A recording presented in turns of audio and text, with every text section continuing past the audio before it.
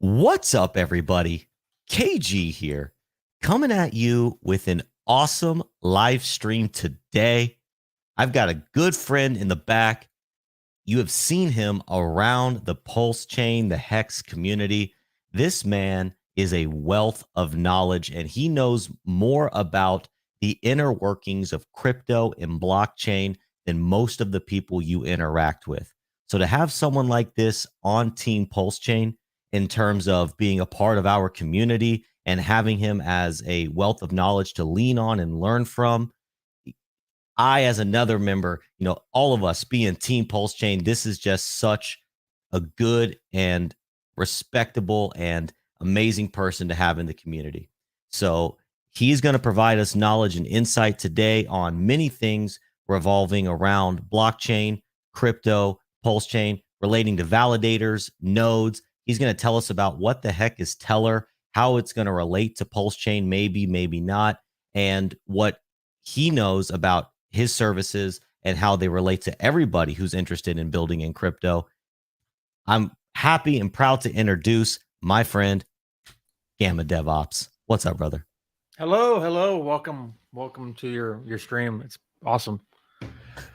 Here to Thanks, man. Chat, man. Yeah, no problem. I'm happy to be here. Yeah, happy to have you here. And thanks for jumping on stream today. I see you all over the place in Telegram, Twitter, YouTube. Just see you constantly dropping knowledge, constantly educating. Man, you're an incredible resource. I know, right? I mean, I'm in two places right now. I'm on your live stream and I'm in a Twitter space right now on I mean, I'm like I've teleported myself to two locations. I'm a co-host. So it is possible to be at two places. Yeah, I muted it, but I'm a co-host, so I decided to stay in there. No, that's cool. I truly mean what I say. I wasn't just trying to fluff your ego, man. Every time that I hear you talking about things, I'm always learning something new from you. And I really wanted to bring you on the stream today.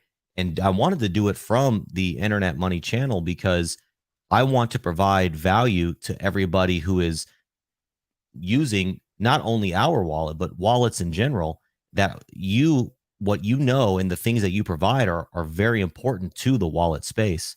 And so we'll deep dive there. We'll deep dive into PulseChain. We'll deep dive into, V3 technicals, mainnet technicals, what all that kind of looks like. But I'm going to go ahead. I want you to start it off by telling us who you are, what you do, who's Gamma, what do you got going on? Sure. I've been a Linux sysadmin, self-taught for like 13 years now. I basically started out building like WordPress websites and stuff, forums, WordPress websites. We were talking like 2010, right? Around the same time that Bitcoin was created. Funny is I was learning Objective-C in the Apple Store, like the App Store was a new thing. And I was trying to figure out how to program a calculator as my first app, as like a trial. It's like a training app, right? Where they go like, hey, here's a problem. How do you add like multiplication to this calculator? And that was in 2010. It just so happens that Bitcoin launched like a year before then, but I didn't know about Bitcoin back then. I didn't know about crypto really until 2017. So I started out doing back-end Linux as admin, mostly hobby stuff. Just find a project, learn how to deploy PHP websites. Node.js now is very popular, so like Node.js is a newer framework that people are using. But just deploying those types of web apps.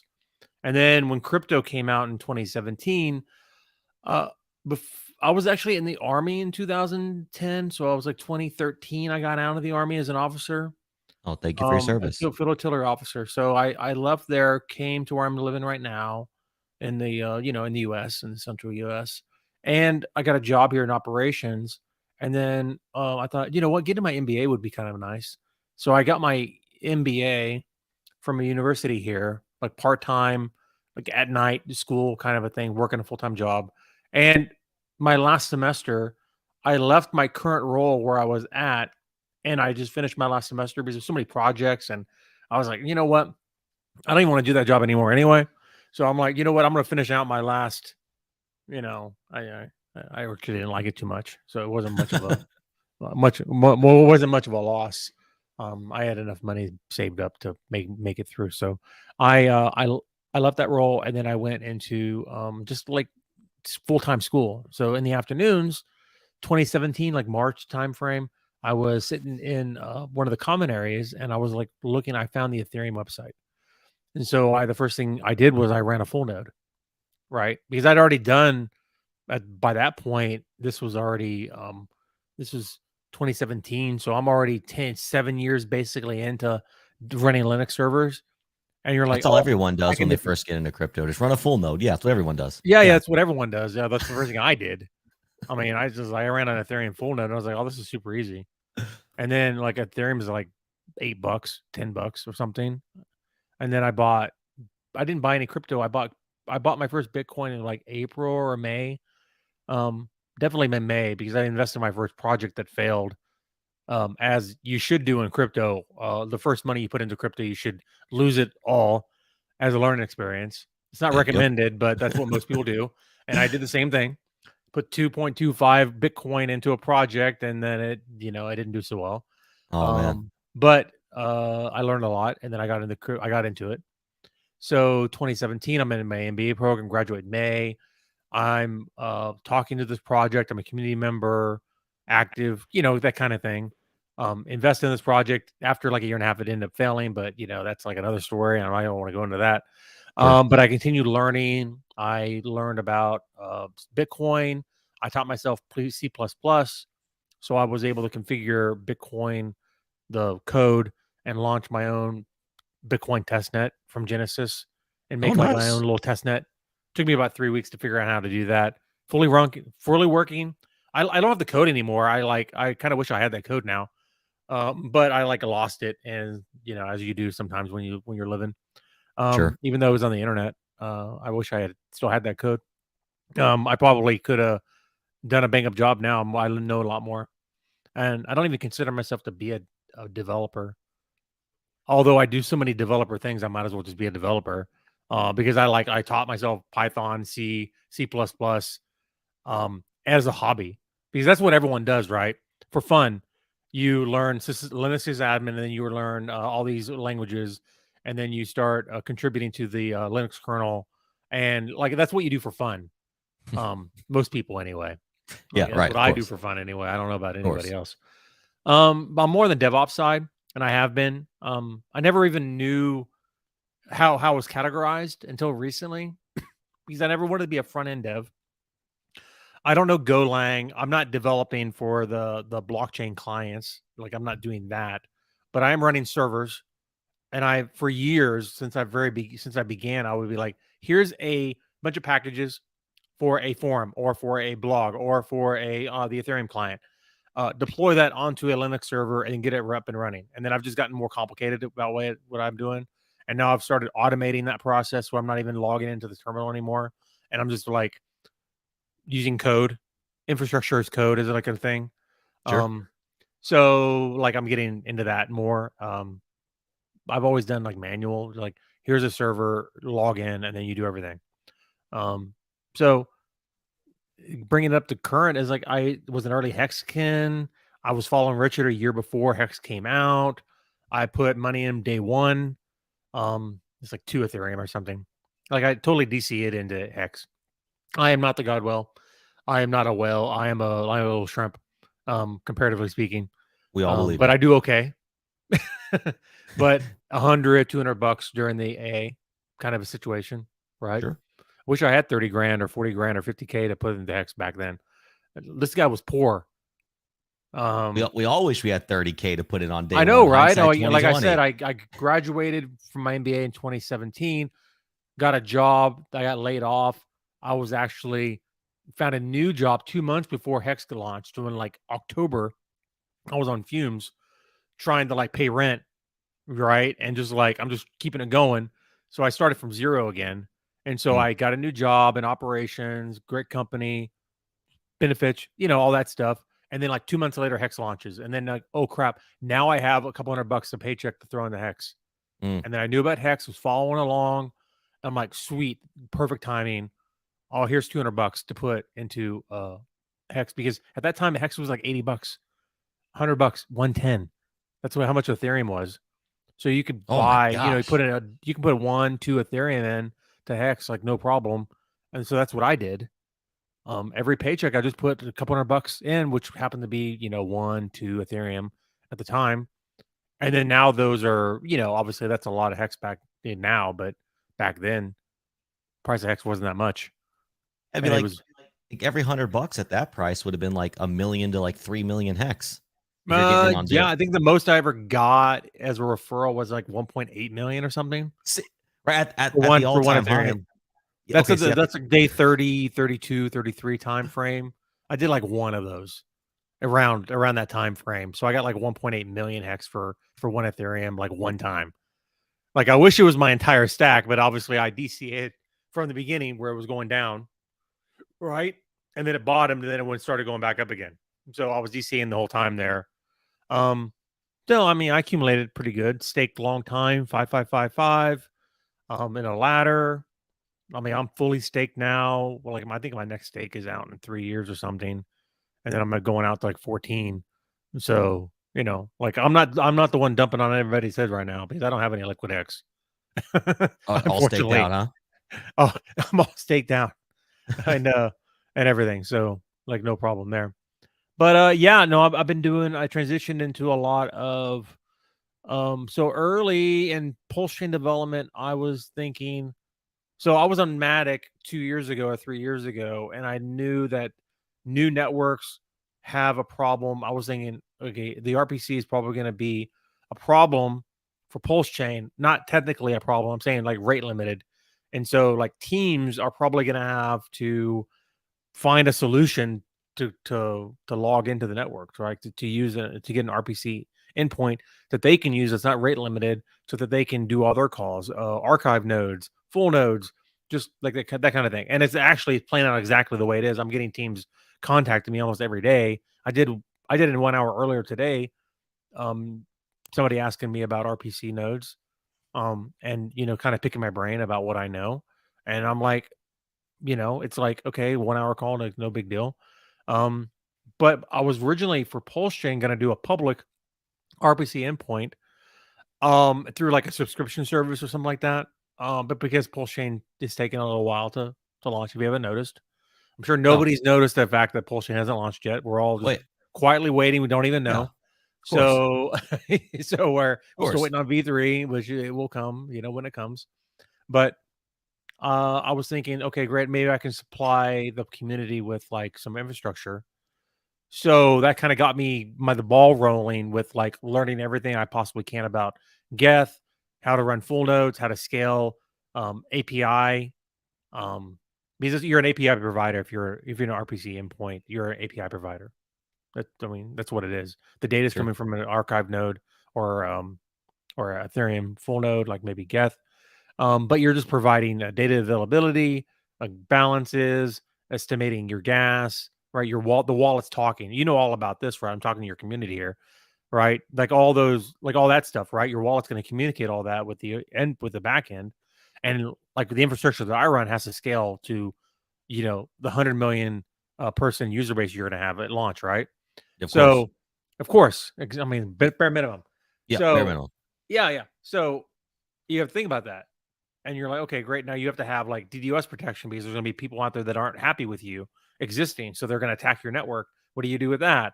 And similar to the website. So you have a DDoS protection. You have to add in rate limiting. So there isn't one person who just takes up all your bandwidth and maybe they're not even paying for it. So that would effectively be a DDoS attack, even if it's somebody who just doesn't even know they're doing it. So, I mean, there's some basic stuff, basic components to it to make sure that you are up for the majority of people. very simple to deploy. I've been doing it manually the last year, then transitioning to automated processes and everything just as I scale up. And then I'm dealing with other things, and it's just kind of the way things work, right? You scale things up so you're not there's not a single human being behind a terminal, um, working everything. So like for me, it's a Centralized. learning process, and it's just like advancing my own knowledge base to like new levels. Um, and then I can also do the back end stuff. So obviously, like configuring servers and scaling it out and doing all that stuff is like of benefit. Um, I guess the real takeaway is it's taken me 13 years to get here. 100% self-taught, never paid a course, never paid anybody to teach me the 10 fundamentals of crypto and like, oh my God, here's the next 100x token you should get into. Yeah, those don't actually work. You're gonna lose all your money. Hope you all the best. You shouldn't pay anybody for education materials for the most part. I have a Substack. When I publish a video, it's a gatewalled. It's basically for like 2 weeks. If the people who have subscribed to my Substack get it first, and then after 2 weeks, it's free for everybody. So you don't have to give me a dime. Everything I do is for free to you, except for that small little period of time where I'm giving back to the subscribers of the Substack. They give me a little bit of cash to continue doing videos, keep me motivated to do it. So, There's nothing. I hear the perspective of, hey, don't pay for education and pay for courses for these people. I get that perspective, but at the same time, you're out there working hard, making content. In my opinion, it's okay to get paid. yeah, it's okay. Yeah. Yeah. The point is, you can totally pay somebody if they're going to package the material up in a nice little, little ball for you and give it to you in a really great format. For sure. I mean, that's really literally what I'm doing. I'm just giving like a 30, 45-minute video, and I'm giving you like this is what you need to know. And so instead of going out to Google and trying to figure it out yourself, you're like, okay, great. 1, 2, 3, 4 steps. Sure. But at the end of the day, you don't even need to pay me for it because I'm giving it to you for free. Like all my validator videos are free now. So, you can pay for it. There's actually nothing wrong with it. Like you can sign up for my Substack, so I don't want to be completely anti don't pay for anything, but there's a point, right? Um, and like another thing is all the information that I provide in my videos and my whole knowledge, my whole knowledge base of knowing everything is basically Twitter Spaces, videos, discussions with people, and reading a lot, and then watching a lot of free YouTube videos, which has taken me years to do. Right, it takes a Sure. lot of time to now if I took a course that packaged it up, could I have shortcutted that a little bit? Probably a little Sure. bit, but you can do it for free. It just depends. All I want to do, I want to say, be careful who you're giving money to. Make sure that it's quality content and you're getting your value. And if you find value in it, then obviously it's fine. Like I don't want to shit on people doing paid content because technically I am kinda. Yeah. But then I also give it to you for free, and you can ask me any question on a Twitter space or a Telegram chat, and then I'll basically give you this exact same thing. And then I just have, all you had to do is listen to me, which maybe is the hard part. I've heard, um, well, I try not to be too technical, but people have said my ears are bleeding because I'll go into like how validators are set up, and they're like, "Can you please stop? My ears are bleeding." I was like, "I'm trying not to hurt you. Maybe you don't want to listen to me talk about setting up a validator because I'm literally trying to use like terms that are easy to understand, and it's like step one, step two, step three. Well, It's it's slightly important. technical. Well, it's important that you do that because there are degrees to education, and when you go out there on YouTube, you can pretty much find any basic answer to crypto, like you said, for free. But where are you going to find the people that know something so intimately and intricately that they can make your ears bleed? Like you need that to a degree because that's another degree in the education and the knowledge. So I respect, you wanting to distill it down for everybody, but also don't lose sight of you knowing that stuff, man. That's really important. Sure. And so, and actually to transition a little bit, so we heard about your intro story, very awesome, very cool. Heard about how you got into Hex, PulseChain, everything. So kind of give us an overview of what exactly it is, or maybe a high level to start it off, of what it is that the infrastructure that you are building and providing for PulseChain, but also for crypto projects either building on PulseChain or not on PulseChain. Yeah. So I can't talk about infrastructure I'm technically building like myself if I am doing anything like that. But what I can do is I can talk about I'm supporting teams Sure. on deploying their own infrastructure. Yep. So I will like the biggest infrastructure, the most help that anybody can do is like individuals running a validator like in their house is what I'm promoting more than anything else. Is the core infrastructure of PulseChain is outside of teams like say the IAM wallet needing some RPC endpoints and stuff like that to function, Mm-hmm. which of course you're going to deploy yourselves and you can manage that like no problem. Um, Individual people who are thinking about being a validator and like say um, staking or they're staking their tokens, right?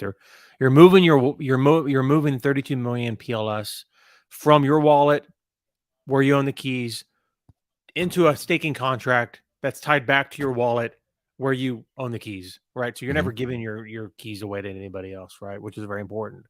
You still own those assets. You're just moving them from one hand to another hand, right? Sorry. You're good. So yeah, I just ate food. And so yeah, You're good. you're moving the tokens from one hand to another hand that you control.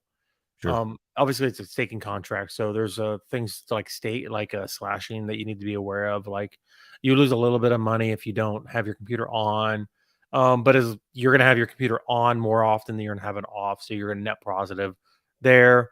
So the services that I'm mostly providing publicly, like one of the reasons I'm on this live stream, is um I could do one-on-one coaching with people and say, you want to be a validator? Here's my free videos that are on the Substack, or you can do a subscription and then you can watch them as they come out. You know what I mean? Or you can Mm-hmm. watch them for free, whatever. Sure. So you can watch those, and then you can do it yourself, and you can figure out how to be run a validator by yourself. Some of the things you need to be aware of to be a validator is you need to know what the minimum specs are. You need to know what OS you need to have, and then you need to know what software, how to configure that software, and then start it up, and then okay, now it's running. Is this good? Is this working fine? I don't know, because you will have a time where you're looking at terminal output and it's giving you all this text, and you're like, what does any of this text mean? Is this good?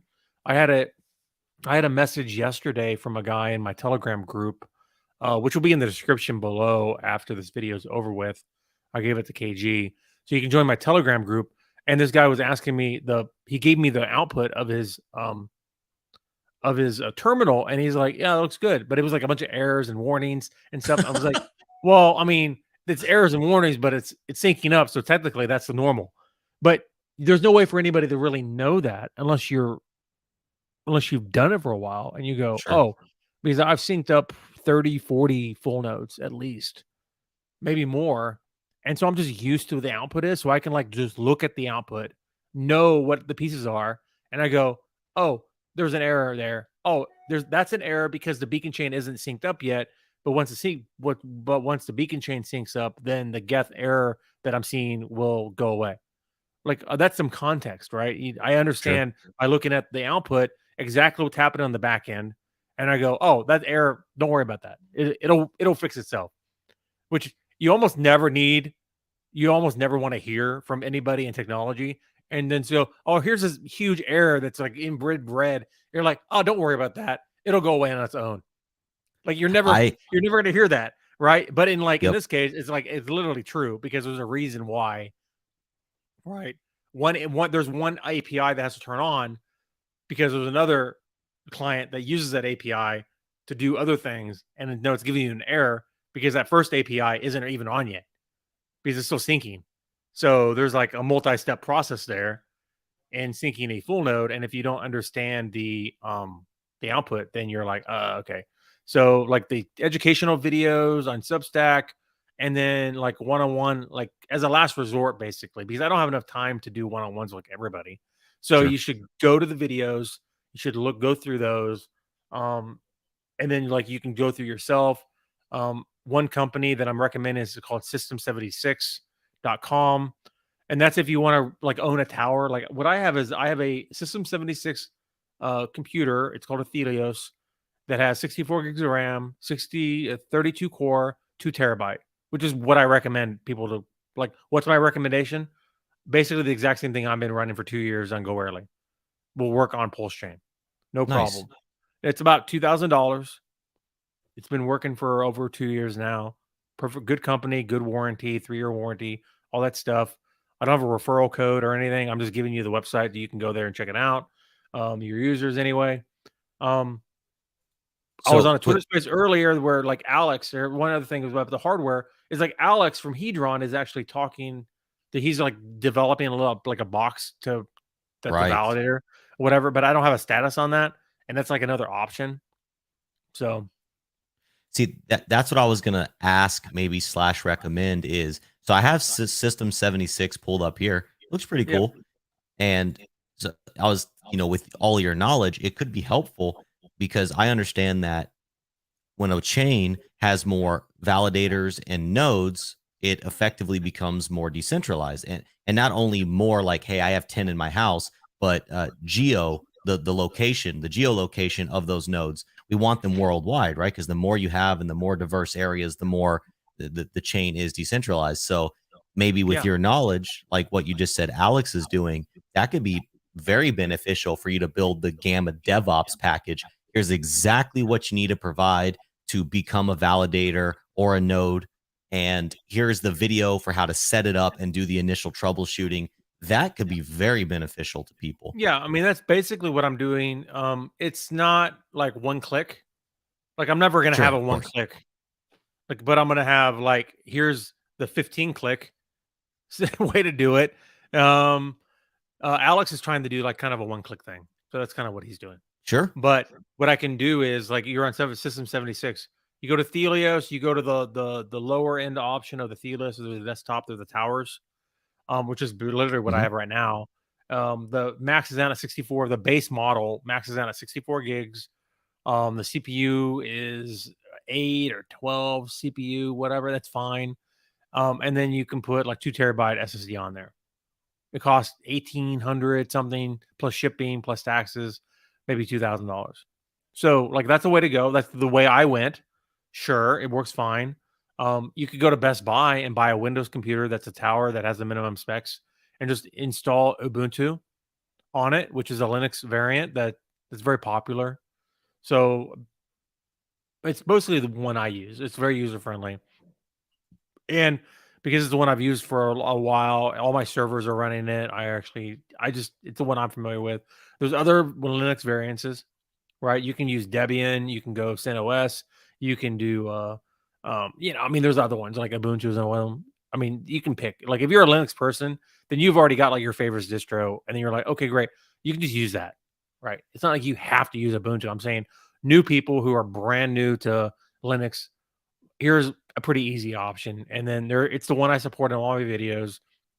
So the commands will mostly work except like the file paths, which is like folder, file, like the way you describe that. Like the location of the folders and files, then you have to define that and put that into the command, which is like kind of a thing that I have to do when I do my one-on-ones. So there's a particular format that you have to use. Right. I'm pretty sure you're aware of that, but it depends on like the file format for say a server is like /root / now you're in the home directory and now you can just whatever. But if it's like a home computer, maybe you're doing home user and then now you're in the home directory and now you're doing the path to the file that's in your home directory. Like that kind of difference, right? Like no big deal. Um, yeah, and then a little bit of consulting. Um, and then yeah, I have some private clients that people, I won't talk about. Um, so I have a full day.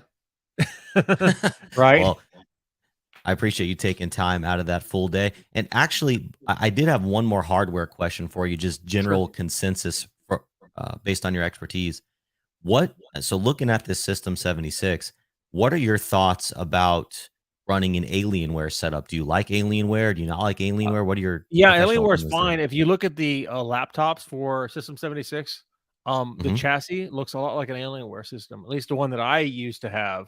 I got a beefy laptop from System 76, and it looked Oh, you're right. awfully lot like an Alienware.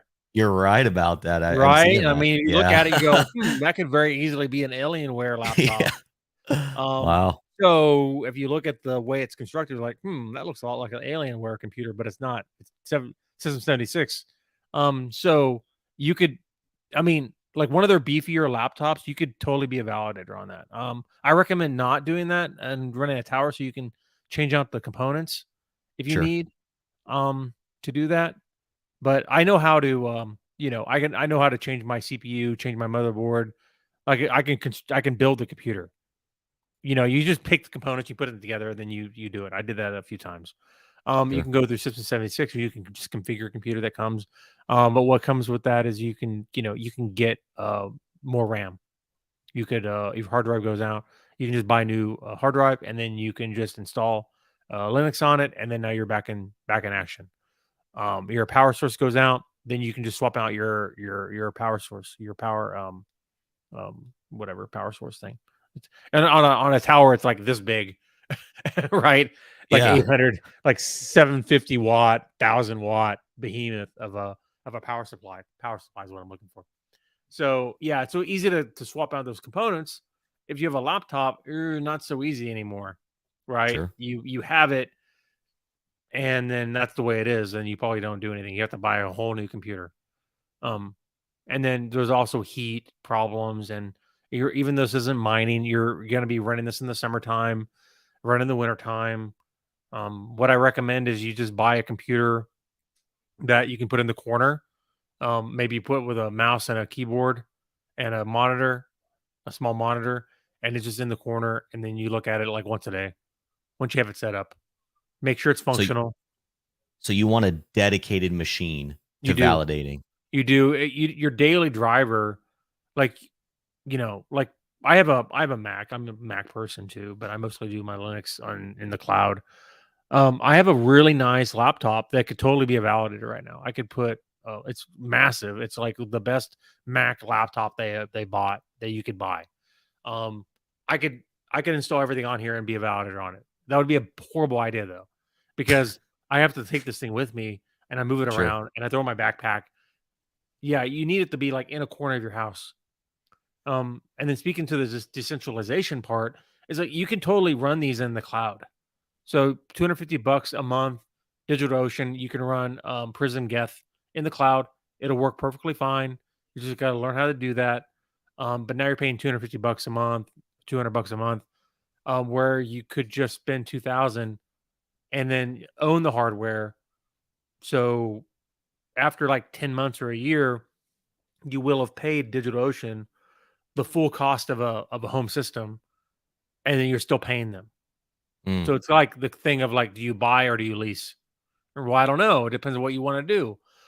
If you don't need public availability of the asset, like the reason clouds are important is if you're a public endpoint, you're not doing that in your house. It's similar to like you're not running websites from your house either, right? It's why? networking Why becomes a why problem. Hmm? why wouldn't you okay, so technically you can, but You socially could, you would not want to. yeah. It's like but if you're running from your house, then you got to deal with your ISP, and you have to Mm, forward port. You have to route around your internal network, and then you have reverse DNS problems that you have to solve. And it's like all these issues that were like if you're working in a data center, they've already got reverse DNS set up where you just auto configured or you configure it yourself. They've already got redundant internet, they've already got redundant power, right? You got the automation software that you can just spin up an infinite amount of droplets, like boot them up, take them down, boot them up, take them down, in the cloud, right? It's like super convenient for you to deploy infrastructure into the cloud if you need that for scale. enterprise level, enterprise grade networks, applications. Like you're going to use a data center for that. You're going to, put part of it in like the US, maybe you're going to put part of it into Europe, and you're going to, right? You're going to do load balancing, and you're going to spread your load across other places. So if one data center goes down, like your app is still functional. You can do all that. You're not doing any of that in your house. You have like a single server in your house. No, but they're great for like for a full node, because there's no external actor that needs to access that full node. It's talking to the 45 other peers on the network. It auto joins those peers, so it finds them for you automatically through peering, right? Your 45 peers that it knows about, it searches down to the internet, finds 45 other peers, and it shares all the peers that it knows with each other. So now you're auto confining the network, that like people that are close to you, or you found a peer through boot nodes, which when you boot up an Ethereum network, an EVM network, there's a thing called a boot node, which your node syncs to first. It has a list of all like the static, stable peers, and goes, oh, you're new. Oh, great, welcome aboard. Oh, by the way, here's 5, solid peers. Go look at them. Oh, they're gonna give you all their peers, and now you're off and running, right? And then now you're sharing your blocks, and now you're sharing your transactions with each other, and you are, if you want to be a validator, which is kind of the point of this whole conversation, you have to be a full node first, and then you add validator functionality, meaning you created your staking keys, and then you added your validator keys to your full node, and now you're validating, meaning you're creating blocks for the network. So I actually have a question on that. So let's say you don't go the validator route. Is there any incentivization to be a node outside of the philosophical, esoteric, benefits? No, I mean, there's a benefit. There's a direct benefit to you to run a full node like on a computer at your desk. You can bypass any of the shenanigans that are happening with Infura and Consensus, or like any of the other RPC. I mean, the only thing in RPC is like, see, with your wallet, right? As long as you can add a custom RPC, it's localhost : 8545 for Ethereum. If you're running a full node on that same computer, which you could run a full node on your desktop computer, have a browser, Google Chrome, Firefox, it doesn't even matter. You have MetaMask, and then you can go drop down localhost 8545, which is the port for Ethereum. PulseChain is like 8595. That's a technical thing. You don't have to worry about too much. But you find the right port, and then now you are getting data directly from your own full node, which is exactly the same data that you would get from like the RPC, because all the RPC is another computer just like yours, another full node just like yours, that is giving you that data. So instead of outsourcing that to another full node that's on the network, you are just doing it yourself. So as long as you, so the one thing is like, so as long as you're running a full node and you know that your blocks are current and you know that you're on the correct network, then you can be as most assured as possible that you're getting correct data. And then another benefit, there's actually 2, getting balances and stuff, but you can also send your transactions to your own node, and then that node sends it to everybody else. And so you're bypassing Infura. Like, say if you're in a region of the world that you don't want to, that Infura doesn't like for whatever reason, right? Right. You grew up with them and they don't like you. Well, you can just run your own full node and you bypass Infura completely. So if I have a full node in the corner of my room over here, different computer than I'm operating on now, it's over there in the corner, I can use that to connect as my own RPC provider. I could give it to my friends and family. They can connect to that PC over there in the corner. See, that's the external network problem that I was just talking about. So, but if you trust the people, it should be okay, right? You could do it. You'd have to. It's a little bit harder to do it. Yeah, my wife in the background. Hello. Yeah. Okay. Hi. So yeah, she's dropping off something. But you couldn't really use it. I mean, you'd have to set up it so they would have to basically tunnel into your network. So you could do it, not recommended, because you're giving them access to your internal network. Now, you on another computer, like inside of your own network, Yep. you get access like on your own LAN. You can just access that server and then connect from your, say, laptop to your server on the same network. And there's a little bit of configuration, but you're inside your own network. So you So can totally do that, no problem at all. But what you're talking about, giving it to like external people outside of your own network, not recommended. okay, so barring you don't make it public on Twitter, yo, hey, here's my RPC. What if it was Yeah, just like your close friends and family, people you actually trusted? yeah, you Is can it some? totally. Yeah, what I'm saying is you can set it up, but it's a little harder to do, and you have to figure out the networking. Gotcha. Yeah, so most people are. That's like a super edge case. I mean, that would be like a one-on-one thing. You're like, hey, I want to do an internal network, and I'd be like, I don't even know if I want to take this one, because like if you really wanted to give yourself you want to give people a private RPC endpoint, I would Mm-hmm. recommend just running a full node like in the cloud, and just setting up reverse. It'd be like there'd be an Nginx reverse proxy. You'd have to set up, and then you already have access to the internet. It's kind of like setting up a website, and then maybe you only give that to like 3 or 4 people, and then now they're using your full node that you run. You could use it too for your own transactions. But this is exactly what I did on PulseChain. How I learned how to do all this stuff is I set up my own full node in the cloud. Nginx is a reverse proxy like Apache, and then it's my favorite one. There's 2 main ones, but you configure it, and then you just put that link. You have a domain, right? And you have an A record. You point that A record to that website, and then you just put that URL into your MetaMask, and it's exactly like Infura. Like they give you a link to Ethereum. So instead of using Infura stuff, you use your own. So I'm totally gonna have my own to run. Like I'll just run my own because that's what I do. It probably So you're won't be public, but so I you're could give doing it this in to like AWS. Yeah, I'm using AWS more. I could do it in DigitalOcean too. It's just a Okay. data center. So really, those are two. There's a few other providers that are available, but like really, AWS or DigitalOcean are kind of like the main ones that most people are aware of, and they work fine. Um, you know, so yeah, So I could okay. give it like I could run my own, and then going back to the root of your question is like I could run one of those. I could set it up. It takes me like an hour to set it up. Um, well, hopefully, I'll have it programmatically so I can do it on the computer. So it'll be a 5 minutes for me to set it up.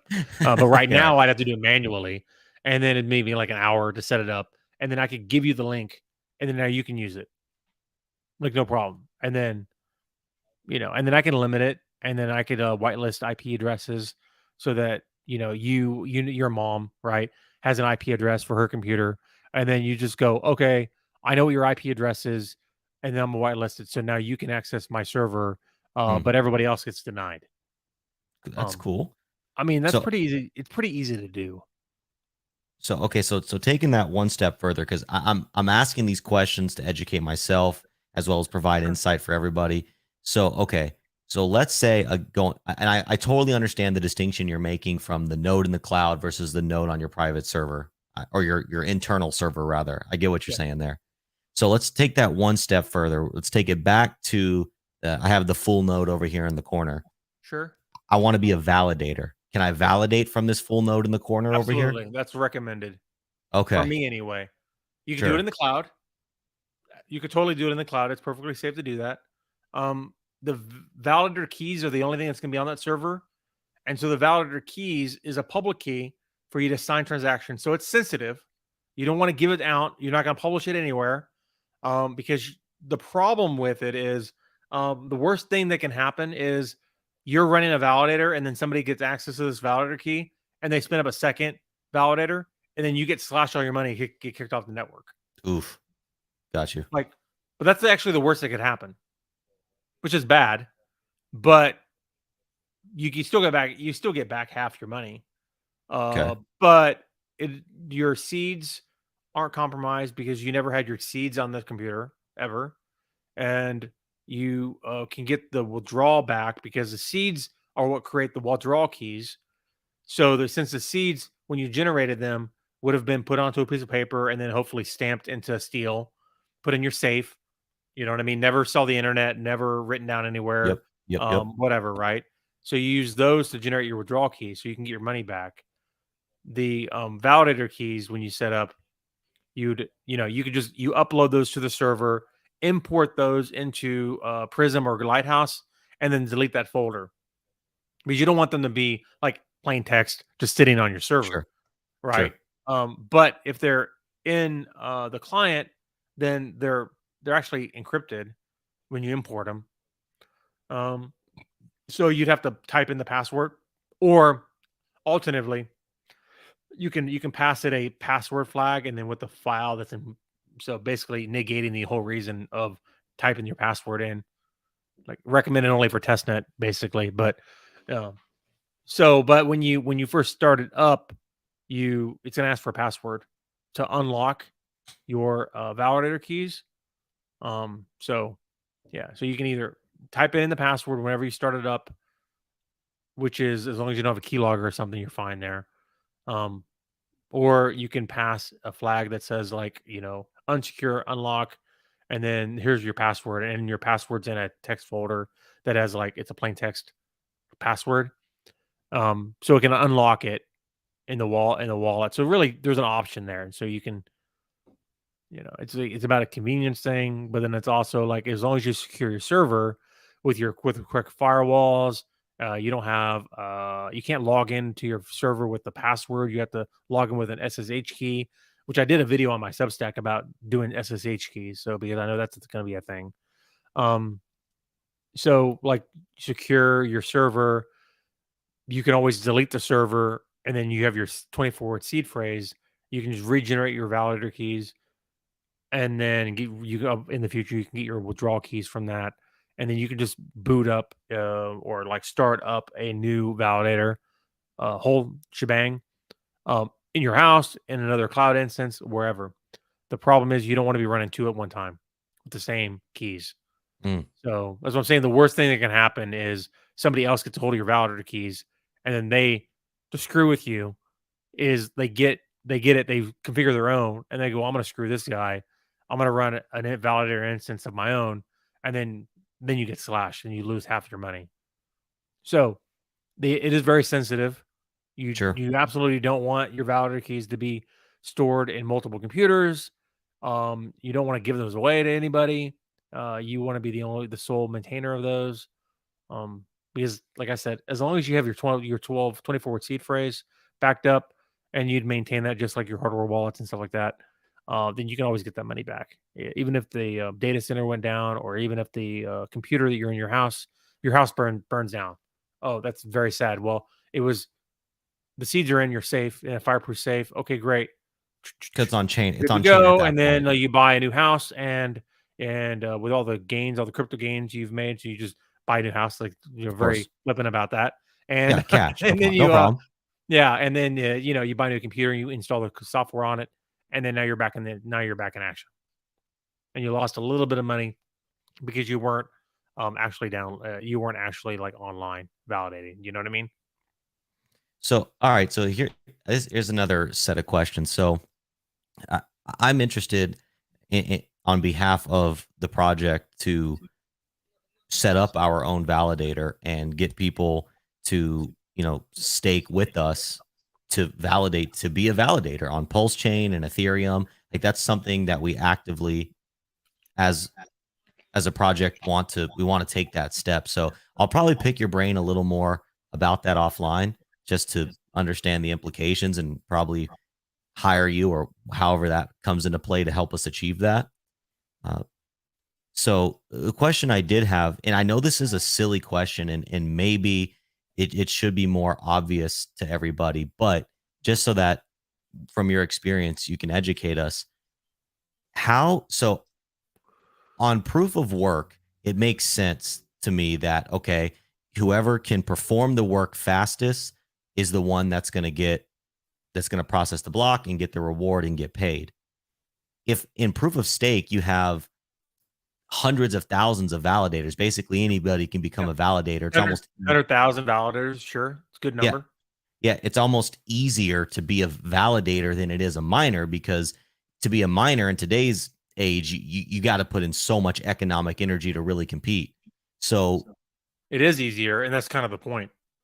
Anybody can be a validator on Ethereum or at PulseChain as long as you have the hard part is 32 million PLS. That's the hardest part. Right, because that's the financial investment. But yep. How is the proof of stake consensus? How does that actually? How are you competing to be the one to process the block? Like, how does that? So you're every epoch, which is 32 slots. So the way Ethereum works and the way PulseChain works is, the beacon chain is grouped into epoch, which is 32 slots. Each slot is equal to block, right? So the beacon chain is a slot, and then it's paired to a block that's on the execution environment. Okay, so if people aren't aware, the beacon chain is what validators get activated, they get withdrawn, they get slashed. The money you get, the rewards are all calculated inside of the beacon chain and then communicated to the execution environment, which is Gather Aragon. Execution environment is the Ethereum balances, the state of all the contracts. When you deploy a contract, it goes onto the execution environment.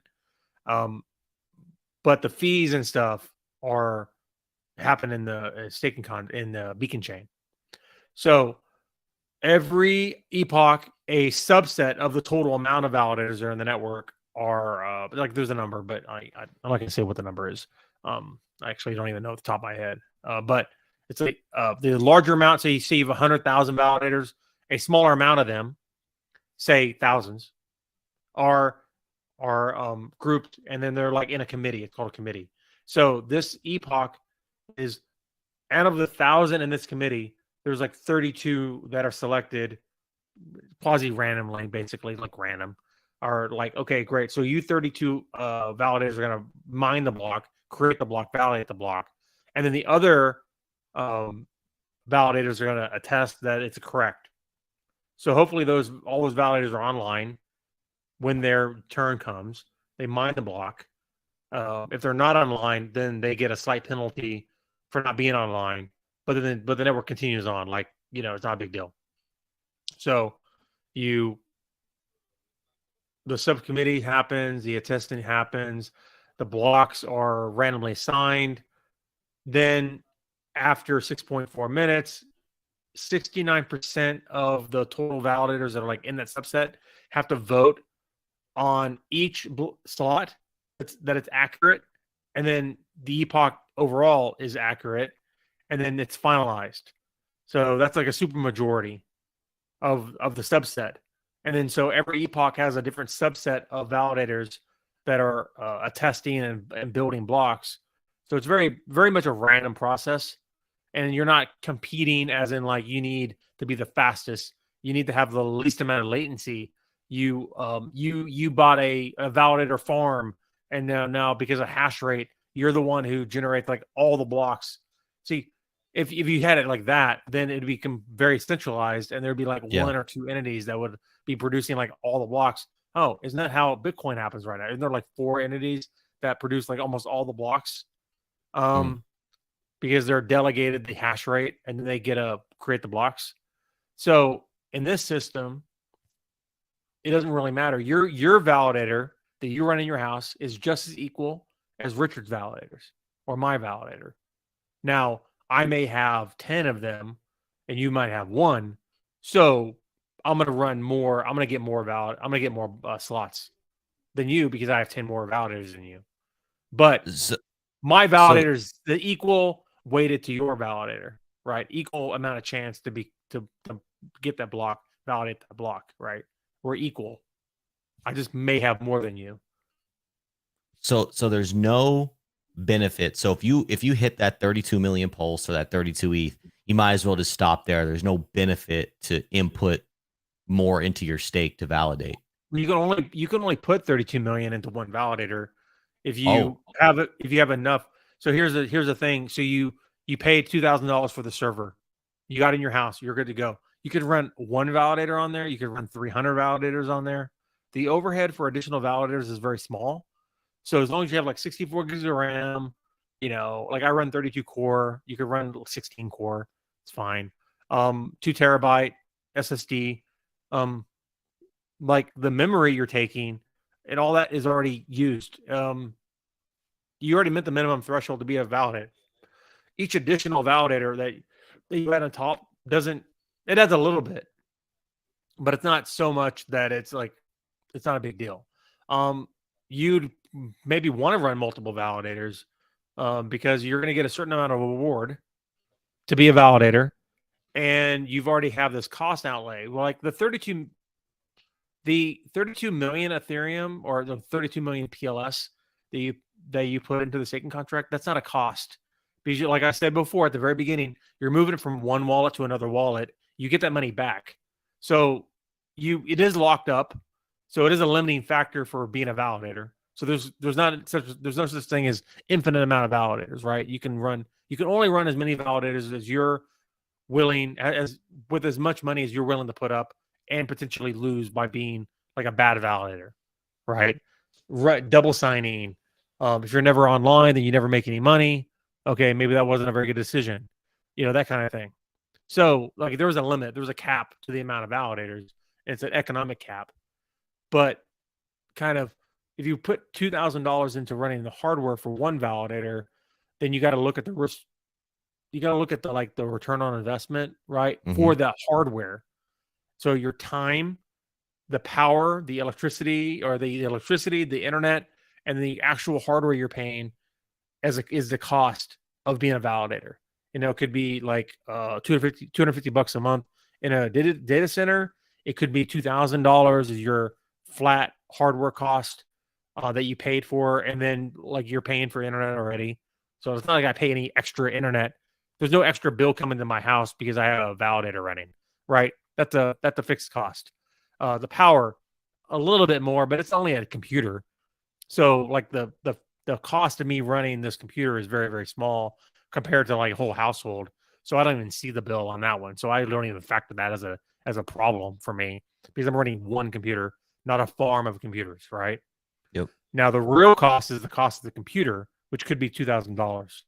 So you got to have to figure out, okay, how many validators, if I run one validator, how long will it take for me to break even to make enough PLS to make it worthwhile for me to buy that initial computer, right? Now, like me, I already own the computer. I don't put, there's no cost. There's no, I'm not doing any calculation over here. I'm going to run a validator no matter what. Like, because I'm just going to run a validator, right? Now I could run multiple, and that's probably what I'll do. But it's like not a cost motive. It's not like a profit motive for me so much. Because the way I'm making money isn't because I'm running a validator. It's just kind of a thing that I do that I'm going to do to support the network, support the other economic energy that I have in the system, so I can support the network being a validator. And then, because I'm techie, it's what I'm going to do anyway. Even if I wasn't doing kind of the work I'm doing now, I'd still be running a validator.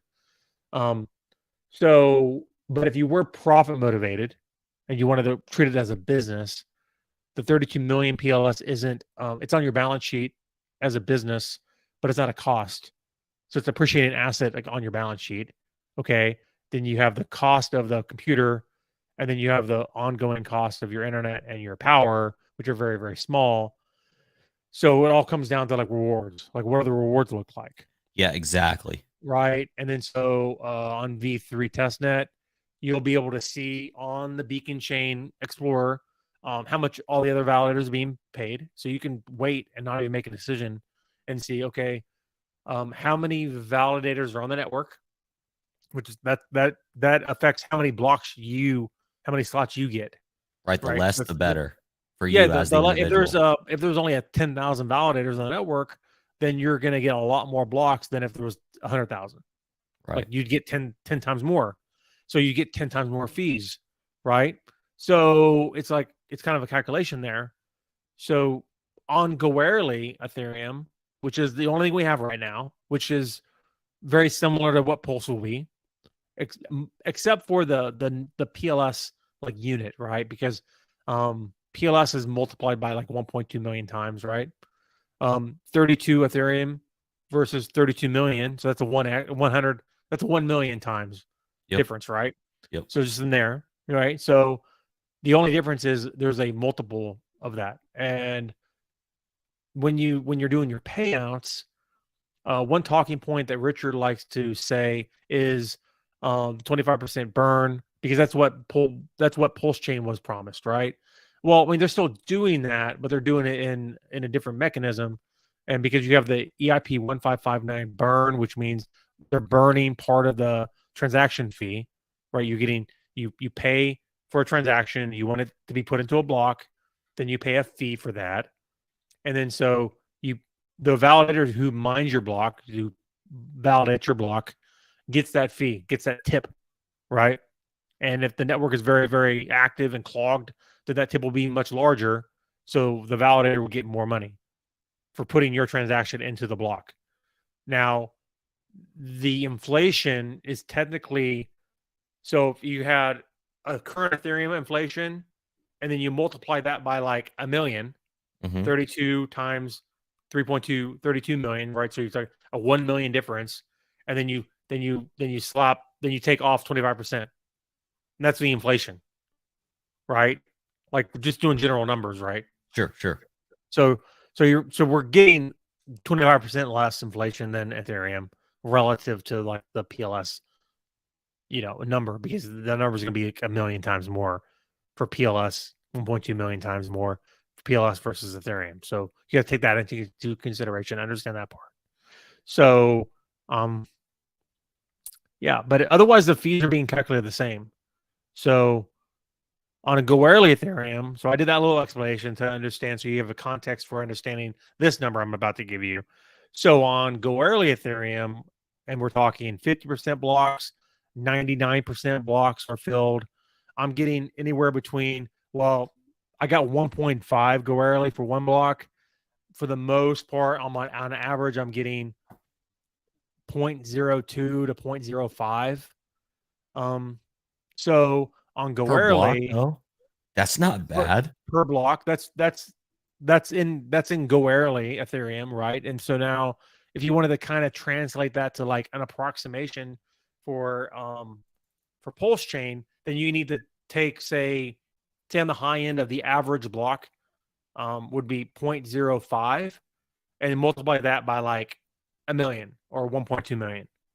Well, yeah, right? at that number though, that if that Goerli ETH was the price of real ETH and you invested $2,000 into your machinery to do that, you'd only have to process about 60 blocks to pay yourself off. Yeah, And that's not a bad return. I mean, in my opinion. Yeah, so it really, what it really comes down to is the price of the asset, which we don't know, and like what I'm giving you as like back of the napkin math is just for you to like and your users to like kind of think about. These are kind of the variables we don't know, so you can kind of think about this and say, okay, great. Now what it really comes down to is how many blocks are you producing? Right, exactly. Right, and that's a function of how many validators you run, and then how many total validators are on the entire network. So, right, so that matters.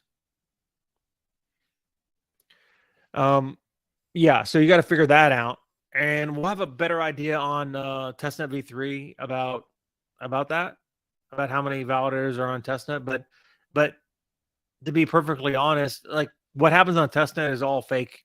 So I mean, there's going to be a bunch of people who are going to be mainnet validators that don't even touch testnet v3, although that is absolutely not recommended. You need to run testnet v3 so you can understand how this works. Now, obviously, if you're like an Ethereum validator already, and then you go straight in the main, you already know how the system works, because it'll be basically the same. So I'm not saying if you already know how to be a validator and you did it on Ethereum, then you probably don't need to be a testnet v3 validator, because you literally have done it already, either on Ethereum mainnet or on Goerli or wherever, and then maybe you can jump right into PulseChain mainnet. But for everybody else, absolutely you need to run on testnet v3. Get your system set up, whatever it is. Run for a few weeks at least on the testnet, and then you can shut those validators down, and then start over, and then now you're booting up a mainnet one. And but you know how to stake properly so that you don't lose your money by not following the instructions. So you know how people sometimes they'll send money directly to the contract because they don't for whatever reason they don't understand you have to go to the front end of Uniswap to do swaps, and they thought, I thought I could just send the money to this contract and it would just send it back automatically, like it's an ICO from 2017 or something, right? And no, that's not how any of this works. What? And but it happens every day, like today. Maybe not exactly today. I haven't heard of it. But I'm sure somebody did that today in the world somewhere. So it's like that kind of thing where it's the process is not hard. There's going to be a website, Launchpad is what they call it on Ethereum. So, right, you go to the website and it walks you through the entire process. Go through that entire process on testnet first. Make sure that you are up, running, active, happy with your setup. You can also withdrawals are going to be available on PulseChain after mainnet gets launched, because the Ethereum mainnet the withdrawals for Shanghai is going live on April 12th. Oh, okay, great. Right, so that's April great 12th news. is when that. Obviously, PulseChain is not waiting for that to happen, right? We're not waiting. You know what I mean? Brett, this is public information. PulseChain is not waiting for Shanghai to happen. None of that. Okay, just dispel any rumors that pop up about that or whatever. It doesn't matter. Sure. And that's publicly available information. It's not like I'm saying anything that's not not public. But it's important for people to understand that, let that a consideration. That's for months in the developer chats, people have been reiterating that, right? I'm sure you've seen it from Brett. Sure. Right? He said it for over a month now or 2 months now. And these people, it pops up every once in a while. I was like, how many times do we have to answer this question in a developer chat, for no less, about how this it doesn't matter. PulseChain's not waiting on anything. PulseChain is being built, and it'll be ready when it's ready. That's the consensus. PulseChain is waiting on development. Yeah. Yes, exactly. Yeah. Barring that, and development continues and everything, right? Richard's giving us updates. Yep. So he's giving us really great updates, and everybody's well informed. So you know what I mean? Quit complaining about being informed, because you're being very well informed. So go follow Richard on Twitter. Right? So absolutely agree. And the last question, just real quick to wrap up the validator conversation. Sure. And if anyone's hearing a squeaking on my side, I'm sorry. Something's going on with my mic. But so 2 questions. What is the average payout for a validator on ETH mainnet right now? And 2, you can pull together to validate. Is that correct? Somebody can start this. You have to be the sole validator. No pooling. Okay. No pooling. Okay. No. I will go into that. That's bad. Okay. Bad, KG. Bad. Okay. No, thank you. Educate me, please. That's why I'm asking. That's all I'm asking. I'm kidding. No, that's funny, because I just got this question in Twitter Spaces 3 hours ago, so it's fine. I'm joking, but no. So the first question is the payout on Ethereum. It's 3%, something like that, 3 or 4% per year. So based on you put 32 Ethereum in, and then you get about 3% out a year. That's the payout on mainnet Ethereum. Obviously, there's going to be. I like to say obviously, nobody. Why don't I even say that? Yeah, I have to catch myself. So there's nothing obvious about anything I'm saying, but you beat myself up about that. It's you know what I mean? It's one of those habits. But you have PulseChain is going to have less validators when it starts. So each validator will get more slots that it'll produce. So the amount of money you'll make in PLS units will be more, but what's the value of a PLS? You know what I mean? So we don't know that. So in US dollar terms, I don't know. Depends on the price of PLS, depends on how many validators are online. There's a lot of factors we don't know. We won't know until after PulseChain goes live. A lot of those variables. It'll be positive. Like you run a validator, you'll get like more PLS than you had before, right? Like every day or every week, you'll get slightly more PLS than you did before. So that's a guaranteed, unless you getting slash, then like then Sure. it's not guaranteed so much. But as long as you're online doing your job, every week you should be getting slightly more PLS, slightly more PLS, slightly more PLS, and that PLS is going to have a US dollar value. And then it's kind of like dollar cost averaging, but without having to do anything. You just hold it in your wallet. You get liquid in your wallet, and you can do anything you want with it, which is nice. You set up a fee address, suggested fee address is what it's called, and then it can be your like hardware wallet address. I would recommend, and then at the end of every epoch that you produce a block, then you get paid. Nice. Like whatever the amount of rewards are. But if you only have one validator, maybe that's every few days, maybe it's once a week. We don't know what the interval is for you getting a block. So it's based on all those factors that I've talked about before. And then talking about the pooling aspect, if you're pooling, then you're giving somebody else your money, your PLS, hoping that they're going to give it back to you. They don't steal it and run away. And then they're also going to give you the rewards that you're due. And so you're hoping that they don't lose all their keys, shut down, and just rug you for one. Even if they don't do that, maybe they could be incompetent and like lose the keys, and you permanently lose access to all the PLS. I say that because there was a company on Ethereum that did that, like 70 million, 50 million bucks worth of Ethereum, staking contract, a staking, third party provider. And then all that Ethereum is locked in the staking contract forever now, unless they were scammers and they stole the money and they just lied to everybody. But it seemed like just an incompetent company and not like scammers. So they probably just lost the keys, which is also very bad.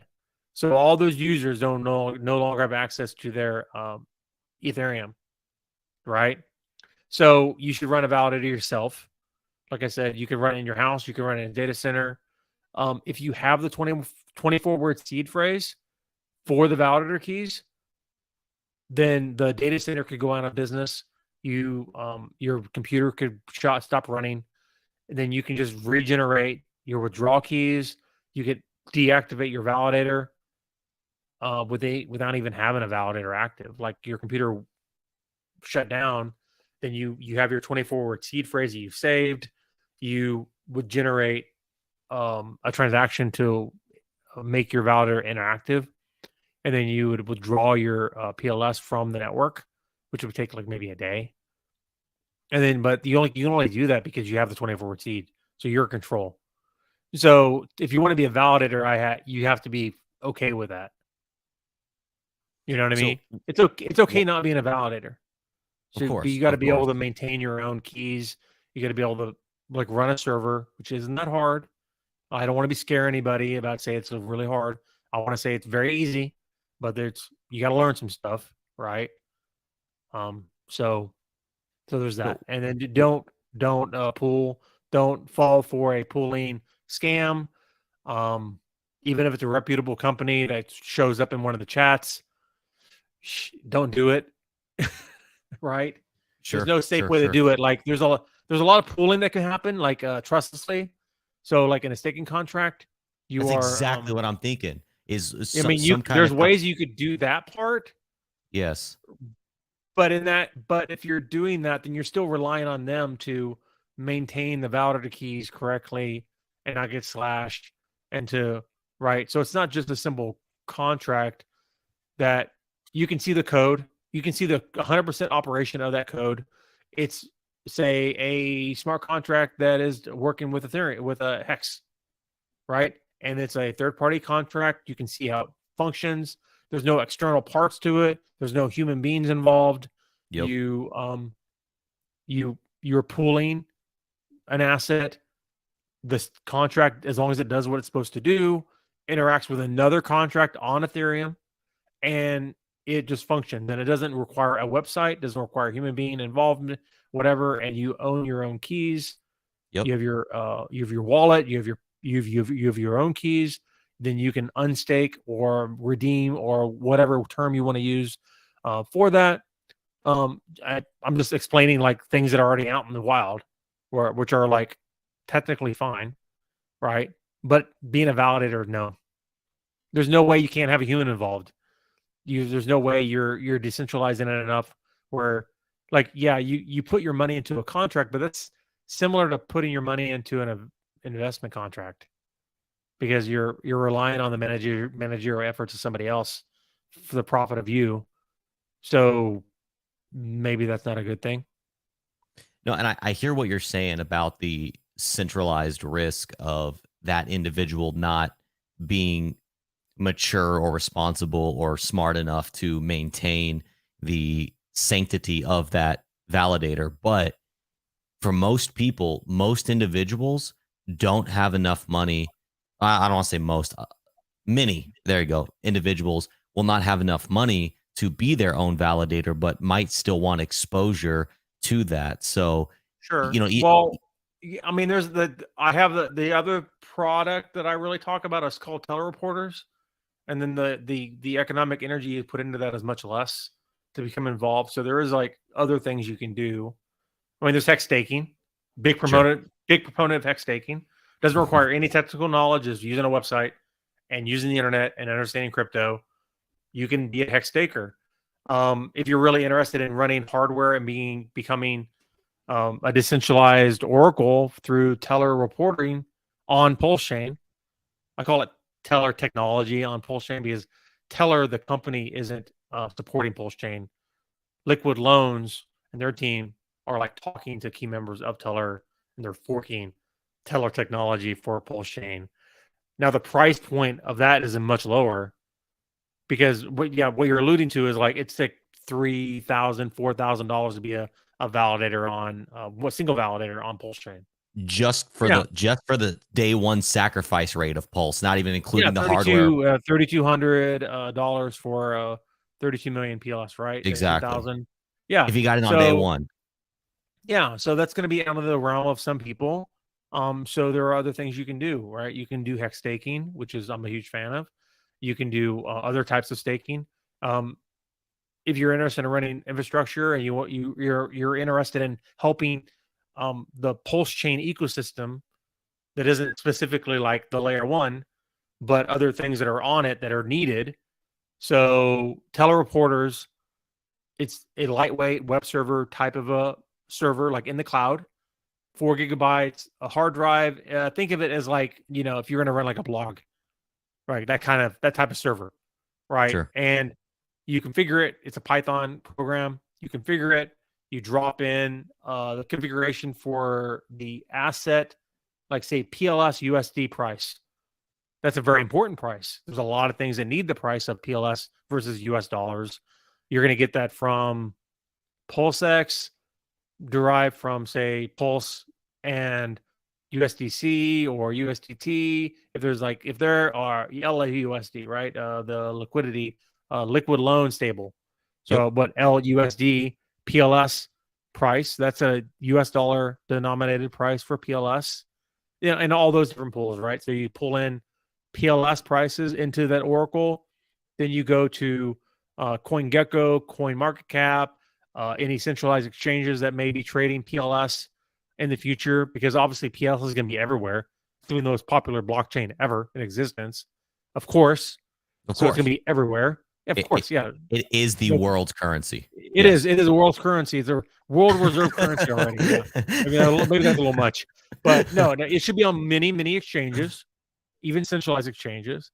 It should be. It's going to be on PLS, PLSX as a tradable asset, of course, and then so you have to aggregate all those prices, and then you have Power City has a liquidity fork. Liquid Loans has a liquidity fork.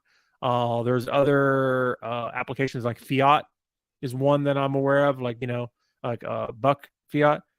He's building a financial application. Those are like the three that are like the main ones that I really am aware of. There's probably like 10 more they're going to need oracles. And one of the benefits of teller oracles on PulseChain, teller technology on PulseChain, is kind of how I'm branding that. It's why I have a name. I don't have a name. I've asked for a name. I haven't been given a name yet. Eventually, they'll give me a name, and they'll give us all a name, right? Of course. Of So course. you run that, and then you can support these applications that people are very big fans of, right? I'm a big fan of financial applications on blockchain. Now, some of the other stuff that people talk about, I understand NFTs. I'm not a big NFT person, but I'm a big fan of financial applications. I think that's going to grow for years and years and years, right? It's where the money's at, right? At least where I can see it and where I'm comfortable Sure. in the space. So, or to decentralized oracles are a thing. And so you have Ethereum POW, Ethereum Fair, Palm Chain are like 3 of the EVM chains that popped up in the last 6 months, right? And then you have PulseChain. PulseChain is the only one that has a decentralized oracle that's native to it. They're going to have a native token that's going to have, some, I don't know anything about tokenomics or anything like that. I don't even care.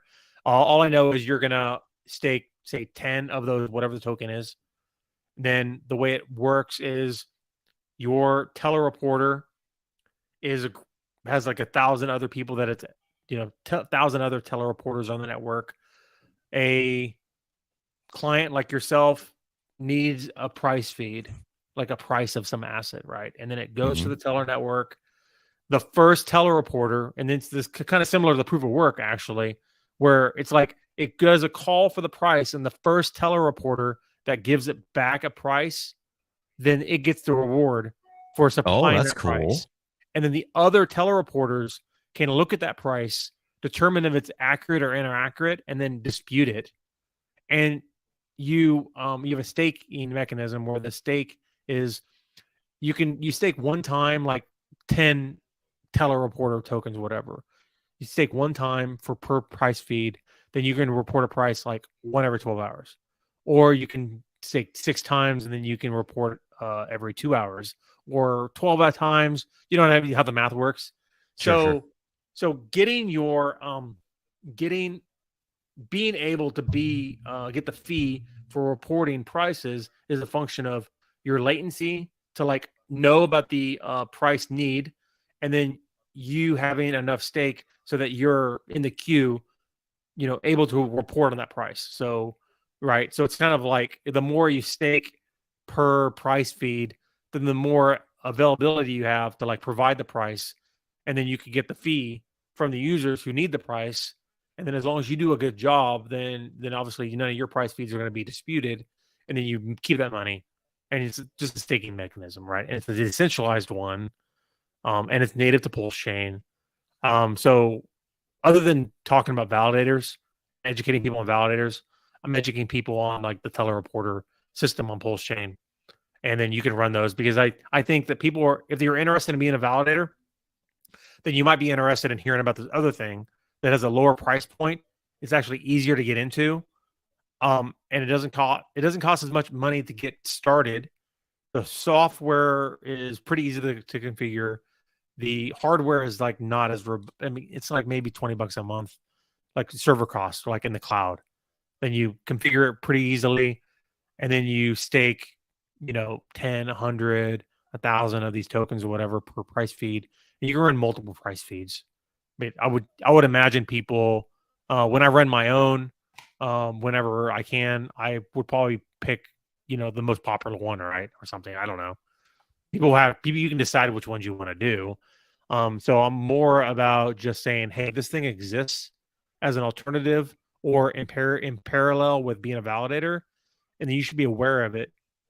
For one thing, you need to be aware of how things function on blockchains, and you need to be aware that Liquidity, Power City, and these other ones are using oracles, what that oracle is, kind of how it functions.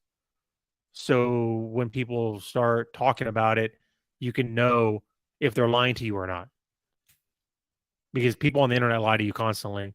No. And you kind of have to understand, like, if they're being truthful or not. Because Teller is a competitor to Chainlink. So maybe there's a bunch of Chainlink people who are going to tell you lies about Teller. Or maybe if you're a Teller maxi and then you're lying to people about Chainlink. Well, obviously you'd probably want to know that, right? Even though I'm not talking about Chainlink, you should understand how this stuff works fundamentally, like, overview kind of a situation. And then you can make the decision whether or not, first of all, be a validator, like if you can. And then as a second option or in parallel to that, think about being a telereporter and supporting the network in like, a third party type of Oracle service that's going to be on PulseChain, supporting PulseChain projects. So, and that's all I want to say about that, really. Okay. And no, that's again another layer and level of education that you're providing that we're not really getting information from No, elsewhere. not really. Well, there's not a lot of information, but I kind of like a couple months ago, I decided to kind of, hey, if I'm going to educate people on validators, then like, oh, there's this Oracle thing that I know projects that I like to use. Like I'm a fan of Liquid Loans. I'm a fan of Power City. Like earlier in the talk, we were talking about how I'm a neutral party. Yeah. If if I think Power City is awesome, I think Liquid Loans is fine. I think is awesome. Blah blah whatever words. And like these other applications that are running, they probably work fine. Hopefully people use them, and if they don't suck, then people will use them more. And if they're awesome, then they're going to need these Oracle services, and then they're also going to need like a very strong layer one validator network to confirm transactions and secure the network. It's all one ecosystem, really. Sure. And I think it's, and like you pointed out so elegantly earlier, is PulseChain has all of this infrastructure already being considered, worked on, and dedicated to it prior to it even hitting mainnet, which I think we saw with Ethereum Fair and Ethereum Proof of Work. They came out guns a-blazing. They did that system state copy, but it's like they launched first, thought later. And no shade thrown towards Ethereum for Fair or Ethereum Proof of Work, but we can see that these forks where things can go wrong quick without all these considerations and infrastructure in place. And so the next question I want to ask you is, we're coming up on an hour and a half here. So if you have to go, please let me know. But the next question so I would normally, but my kids are out of school, so I'm good for another hour. All right.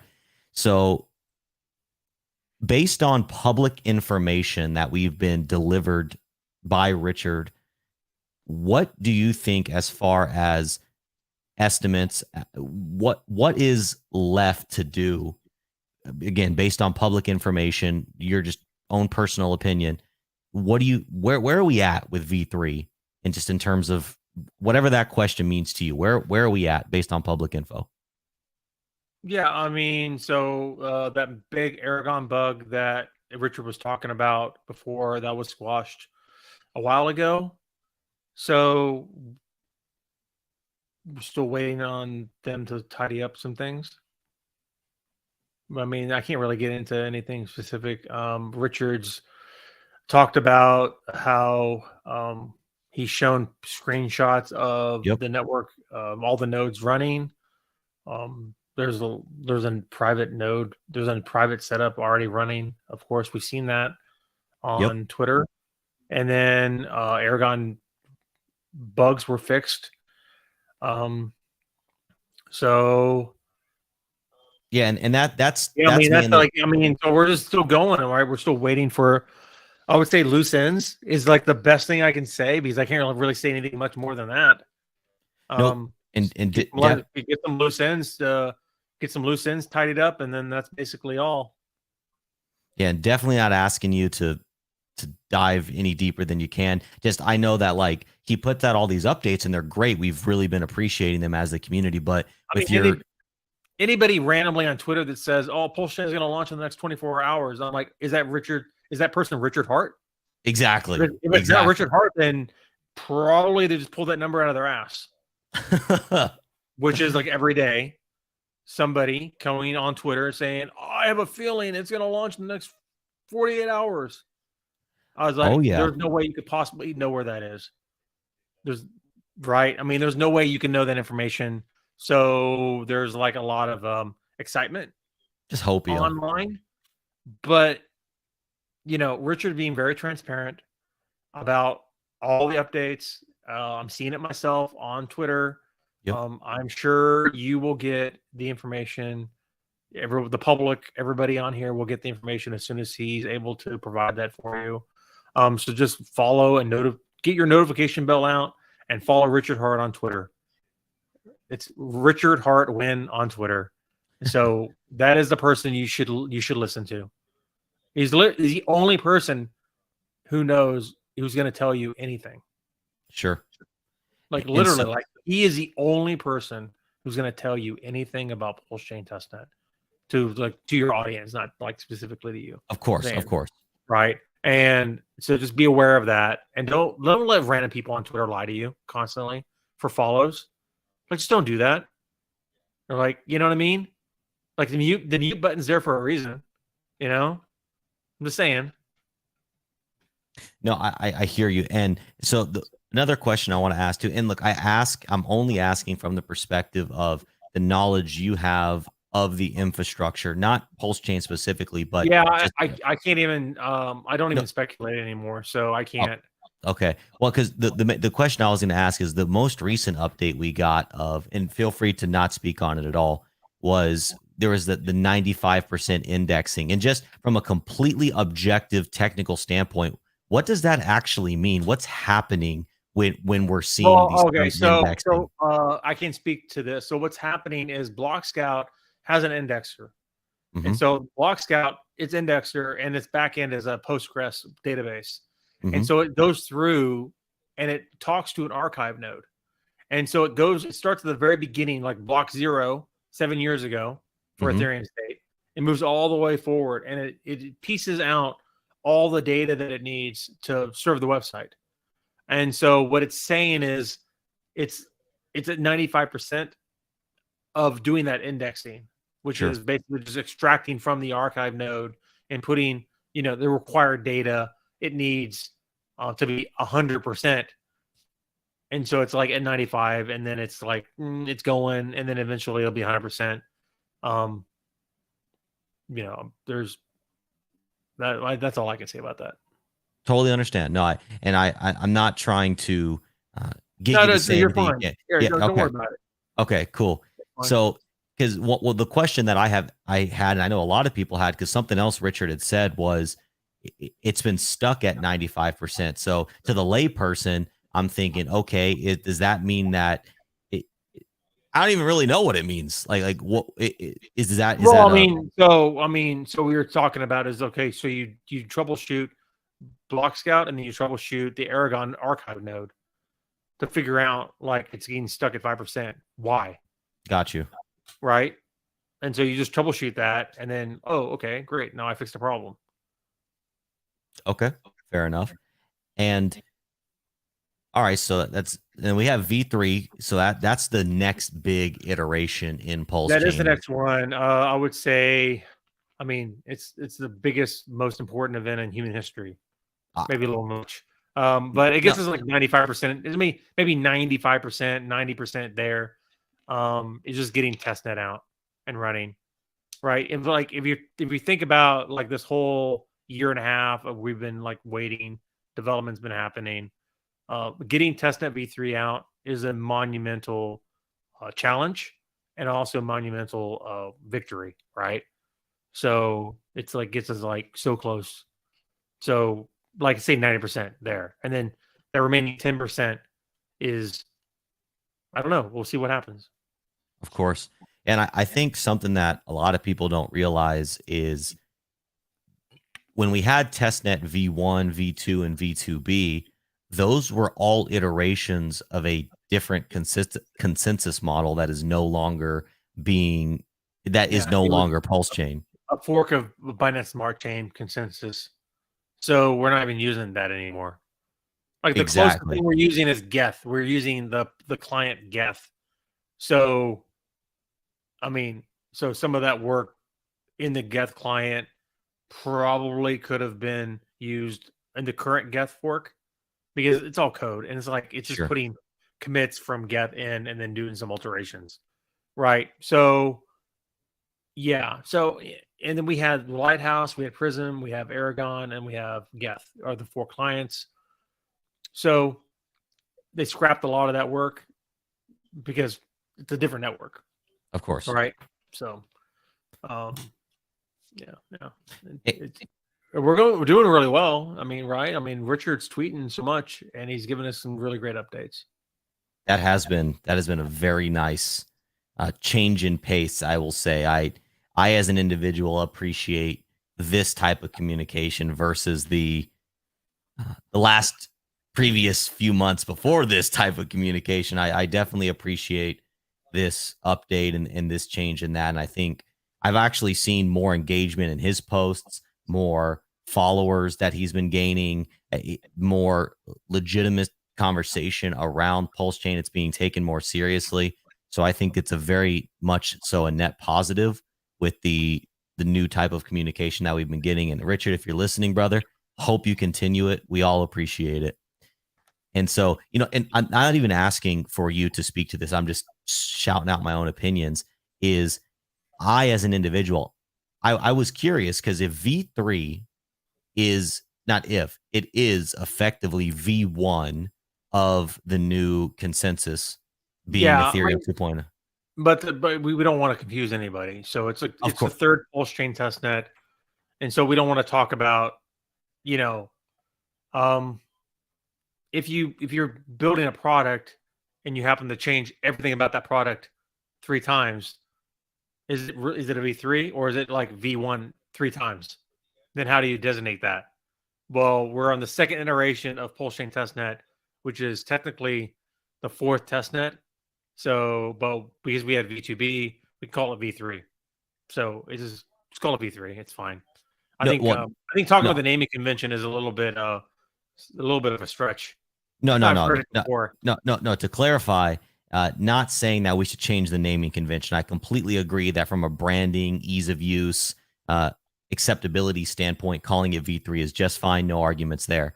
The point that I was leading up to make was I'm curious because I'd always thought, man, maybe we'll see a V4, V5, because if we saw 3 iterations of, I know Richard has said he did tweet. He did. He did say yes, V3 is the final testnet. So, there would have to be some major problems with V3 for the V4. Sure. So, yeah, I did see that tweet, and so I was like, I'm saying I don't expect there to be any major problems. And now that's me speculating that there won't be major problems, but we maybe cross my fingers a little bit on that one. So we launch V3 testnet, then we're pretty close. So the code should be V3 testnet.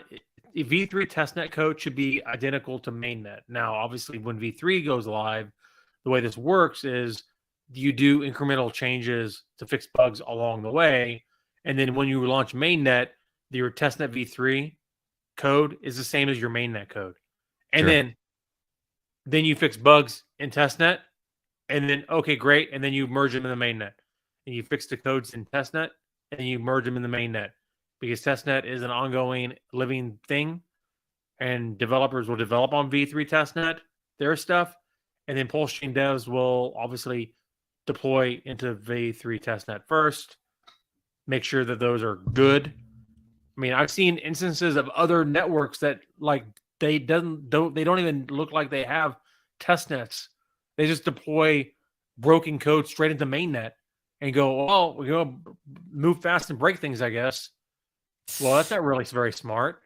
So maybe you want to have a private devnet, maybe multiple of those. Then you have a public testnet, and then you have a mainnet. Maybe that's a more a better way to go about doing things. And what we're seeing, right, and Richard's tweeting about, are talking about multiple private devnets, right? And then we have the 3rd iteration, 4th iteration, technically, of the public testnet. And we haven't even gotten the mainnet yet. Well, great. It's a good thing that we haven't gotten the mainnet yet because we haven't been ready yet. Hopefully we'll be ready when we're ready. No, I hear you on that. And it is actually even stepping out of the blockchain level, even if you're doing web dev or us in our app dev, you have to have dev environments and, beta environments almost. So that way you can work out those. And they do run simultaneously so that they're both, so that the dev environment is still relevant to the production environment. And so, yeah, totally. It's awesome that we're going to be set up that way with PulseChain because us as a project and all the things we're building, we're all over testnets right now. Everything we're doing is like we spend a significant amount of time on testnet, working out as many bugs as possible, getting users to test it. So I think it's absolutely critical. And that it's just one of those other small points that's a huge point that makes PulseChain that much more bullish from an operational and infrastructure standpoint. And it's something that most people aren't even going to like come to know or appreciate. So I definitely, as a parallel testnet gets my stamp of approval. I'm all for it. Yeah. So here's a question I'm going to fill from your comments from Brandon B. When will they be ready to be ready? Ballpark. When they're ready is the answer. So I definitely wanted to fill that question. Yeah, well, yeah. So they'll be ready to be ready when they're ready, and that's all you need to know. And the answer is when they're ready. Obviously, my first actual good use of it, usefully, or of course, or whatever. No, I wanted to fill that. I thought it was funny. I'm gonna throw out an uneducated speculation. Well, you speculate all you want. I'm not saying anything. No, you remain silent. You plead the fifth. We support the fifth around here. So my own opinion, ballpark speculation, I do think that with the April 12th release of being able to withdraw your ETH, I do think that's going to come into play, at least for mainnet PulseChain, because that's a huge potential negative for people wanting to be a validators. When am I going to be able to get my money back? We've seen a lot of those complaints on ETH, and a lot of people hesitant to validate on ETH because of that. I do think personally, plead the fifth. It's fine. I'm not even asking. Cut out there. Plead the fifth. Not even asking for your feedback. I personally think that's going to come into play somehow. And who knows? It might work out just perfect. If we get V3 sometime within the next 30 days, 30 to 60, well, that's already going to basically put us past that launching anyways. So it's probably just going to work out and be another bullish thing that PulseChain is going to have when we see mainnet. So it's all on personal perspective. Yeah, so Shanghai is on Ethereum mainnet on like April 12th. So it is March 17th. Less than a month. I mean, yeah, you know what I mean? And not to speculate or anything, but I'm like, what's the likelihood mainnet is out before April 12th?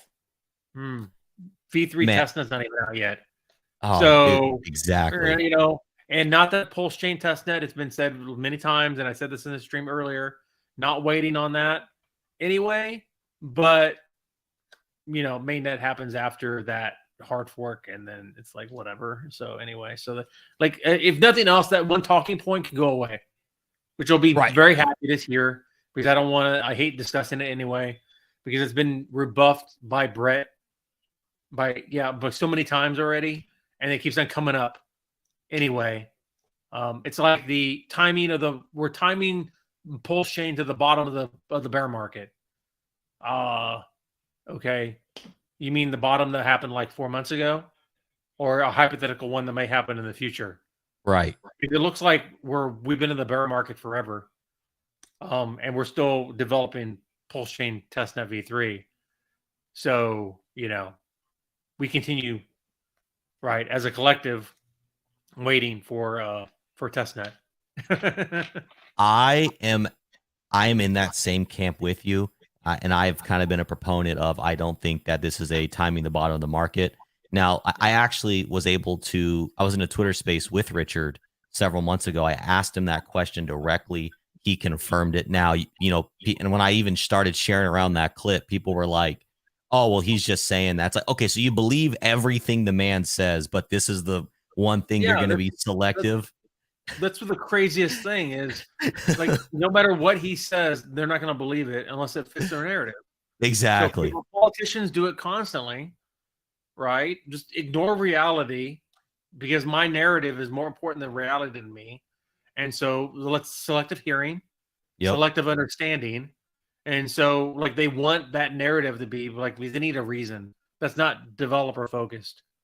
Like the actual reason is development takes a while and like it's not ready yet. But what they want to hear is there's another narrative of these external like circumstance, and then maybe I can know something that other people don't know. And then now you start talking about like telling other people a narrative that has been clearly rebuffed by the man himself so many times. Yep. And so you're like, okay, whatever. I mean, just I don't argue the point. It doesn't serve me any good to argue against people's I don't know, beliefs, I guess. It's a belief at this point. It's like a religion. Like he's Yep. climbing the bottom. Okay, great. Do you have an altar to that or something? You know, because it's a belief that you have, but it's not founded in any reality that I'm aware of. So, so maybe they get a different religion after Mainnet comes out live because they won't have that talking point anymore. Not to disparage people who have the talking point, but it's kind of a ludicrous talking point. So I'd like for it to die. Yeah, I'm in that same camp. I think that it is entirely development centric, and that it is just because it's not ready. And when I think about timelines, and again, guys, this is one ignorant person's ignorant perspective that probably means nothing, and you should take it down the toilet and flush it. That's what you should do with this opinion. But I think it's realistic that we're still easily 4 to 6 months away from Mainnet. And again, I'm not even asking for your feedback on that. I'm just speaking perspective. Yeah, I don't know. That's pure speculation. Yeah, pure speculation. But I think easily, because even if, okay, so let's say V3 is ready tomorrow, it launches. Well, what are we going to test for a week? Probably not. Probably going to test 30 to 60 days. If any bugs are found, well, that's going to take time to, fix. If they want to add any new features, that's going to take time. I mean, and I'm coming up with I'm not even coming up with how long is that horizon. I'm coming up with like bare minimums just from developing our own project. It's like, okay, hey, we think this is going to take 2 weeks. Well, then you get into the weeds of it. Now you're at 6 weeks, and it's like, how do we just triple the time? Like, where did the time go? It just happens so fast because you get into it, and it's like what you did during your discovery. Oh, we think XYZ is going to come up, but really, when you get into XYZ, X has A, B, C, D, E, Y has E, F, G, N, Q, and Z has all these, and then it just there's so many components and degrees and variables. My estimate is bare minimum, we don't see Mainnet for at least 4 to 6 months, for whatever that's worth to everybody listening. That's my estimate. I said I have no comment on that. I'm not speculating on that at all. Fifth it out. AG has a opinion on that, so I'll make that perfectly clear. For the clip. That for the clip. If anybody clips this, that is KG's own soul, ignorant, worthless opinion. That's all that was. Yep. No problem. So yeah, so what's up, Pepe? Welcome in. And yeah, man, go ahead. No, I was saying, Pepe, how are you doing? Yeah. So so I don't know. So when testnet v3 goes live, so there's some things the community will need to do. So they need to onboard as validators. Mm-hmm. So the bare minimum is like a couple days to get on. Like when I do my validator, it's gonna take me a couple days. A day to sync up. I probably don't do it right away because I'll be doing other things. But if you get access to the repo and you configure everything, and say you're already running like a Go Airline machine, so it's basically you're just updating your software and syncing. 24 hours later, you have a working full node. Then you can activate your validator. And then so say 2 days to become an active validator on PulseChain. So how many people are going to do that? Like in 2 days? Probably not very many. Yeah, I agree. There's a few. There's going to be hundreds or thousands of validators for sure, but not like 100,000, right? It's going to be a smaller amount, and then those slowly trickle in, and then so over like over the days that would follow after that, then you'd have more validators would go online, more validators would go online, until you hit a point where it kind of plateaus off, because everybody who is going to be a validator like right away is already a validator, and now the network is functioning, and the network is like, okay, how's the network?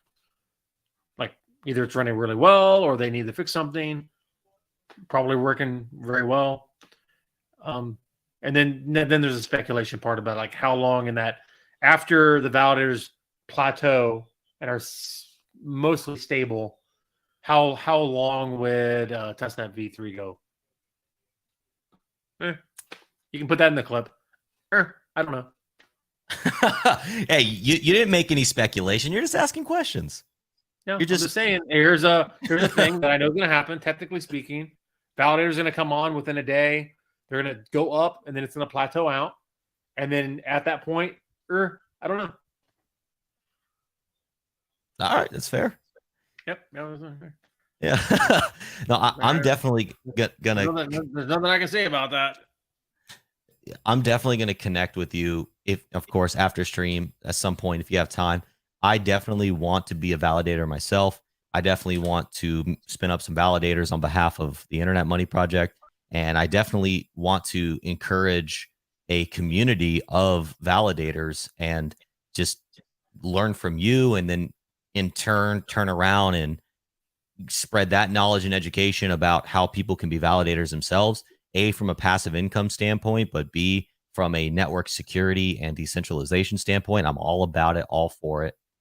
And yeah, really, so one thing I'll say about that is on my Substack, which is GammaDevOps Substack.com. Check the description. So yeah, right. And here, can I edit my name here? Okay, here, GammaDevOps. Here, I'm gonna edit my name. This is important. So here, you can see it on the screen here. Boom.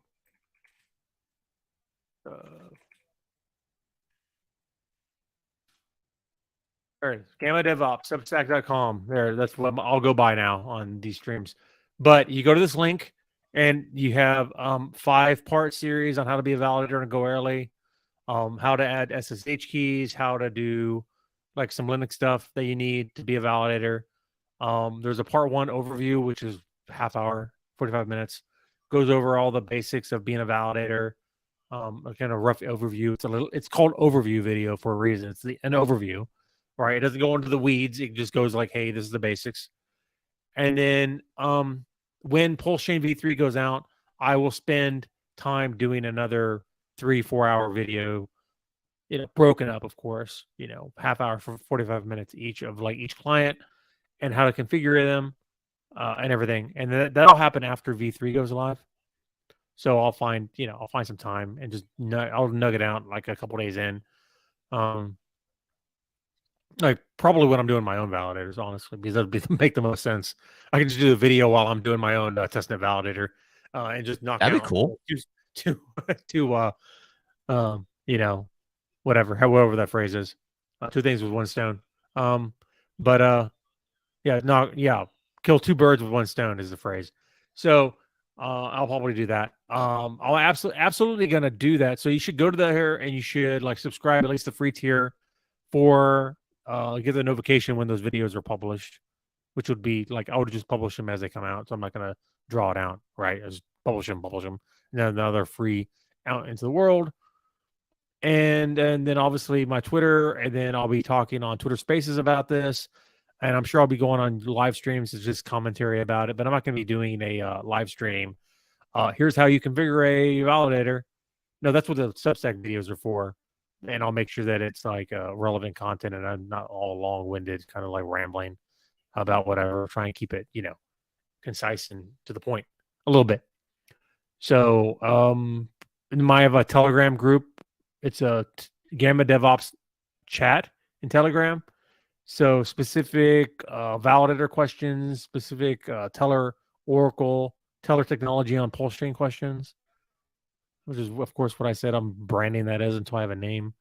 And then so you can ask me those questions, not like how do you run a validator. I'll just direct you to the Substack. But if you have a specific question that can be answered in like 1 or 2 posts, more than willing to answer it. There's a bunch of people like Laws and some other devs that are or dev-ish people. Like I consider myself to be dev light, even though I do a lot of Sure. different stuff. And so there's a lot of other dev light or actual dev people in that chat that I'm friends with, and then they will answer your questions if I'm not available, or more likely they actually have the better answer than I do, especially if it's like contract stuff and deploying smart contracts, because I don't do that too much. But if you keep it onto validators and teller stuff, Linux questions, a lot of Linux questions on, which is basic. Anybody who runs Linux can know the answer to those. Then you are able to kind of learn something from that. So go ahead and join it. It is not a paid group. It is a free group. You can just join and just exist there and like learn and ask questions.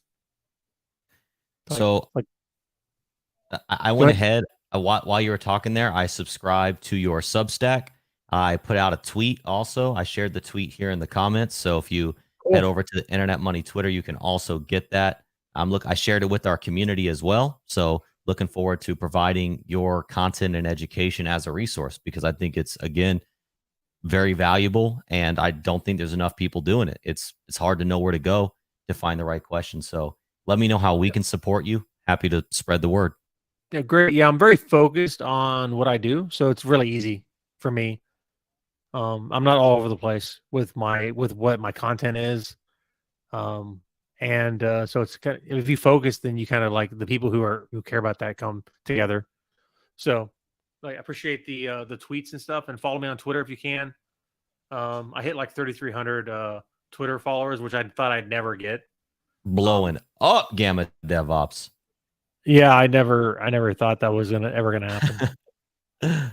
So Um, I thought I was gonna stay at 1,300 forever, and then before then, 600 for years. So it's cool. I like it's kind of the vindication of like the work I'm putting in, and people are you, interested in you what I keep have to providing to say. show you that. Yeah, yeah. The people I keep on getting new followers and stuff. So please follow me instead of people who lie to you every day about PulseChain launching tomorrow. So you know what I mean. Some of them have like thousands and thousands and thousands of followers, like 15,000 followers, and they just lie to you every day. So maybe not follow them so much, and then follow people that are providing good content for you, and aren't going to lie to you every day. I won't give you the right. I might not give you the answer you want, but I try not to lie to you. No, that's one of my favorite music artists. His name is J. Cole, and he has one of the lines in the chorus of one of his songs. He goes, "Why do lies sound pleasant, but the truth hurtful?" And you know what? You may not like the truth, but the truth is what it is. And so, as long as you're telling it, it's up to the person receiving it to, you know, cull themselves, I suppose. Yeah. Yeah. So okay. Well, we're coming up on 2 hours. So Yep. let's see. I cover Teller. So there's the things that I want to talk about. I cover Teller. Mm-hmm. Go and I actually put in my here a link to my stream, like my educational content for Teller. My overview video is in the private chat where you can see the links to everything. So basically, yeah, I can field questions for a few more minutes or whatever, but I think I covered everything I wanted to cover. Sure. So I think we only got one real question here. And again, it's if you got to plead the fifth, plead the fifth. But I think it is a good question nonetheless. For those saying PulseChain has no qualitative improvements over ETH, is that even necessary for Pulse success? Or if that's not the case, is there anything you can comment on at this point?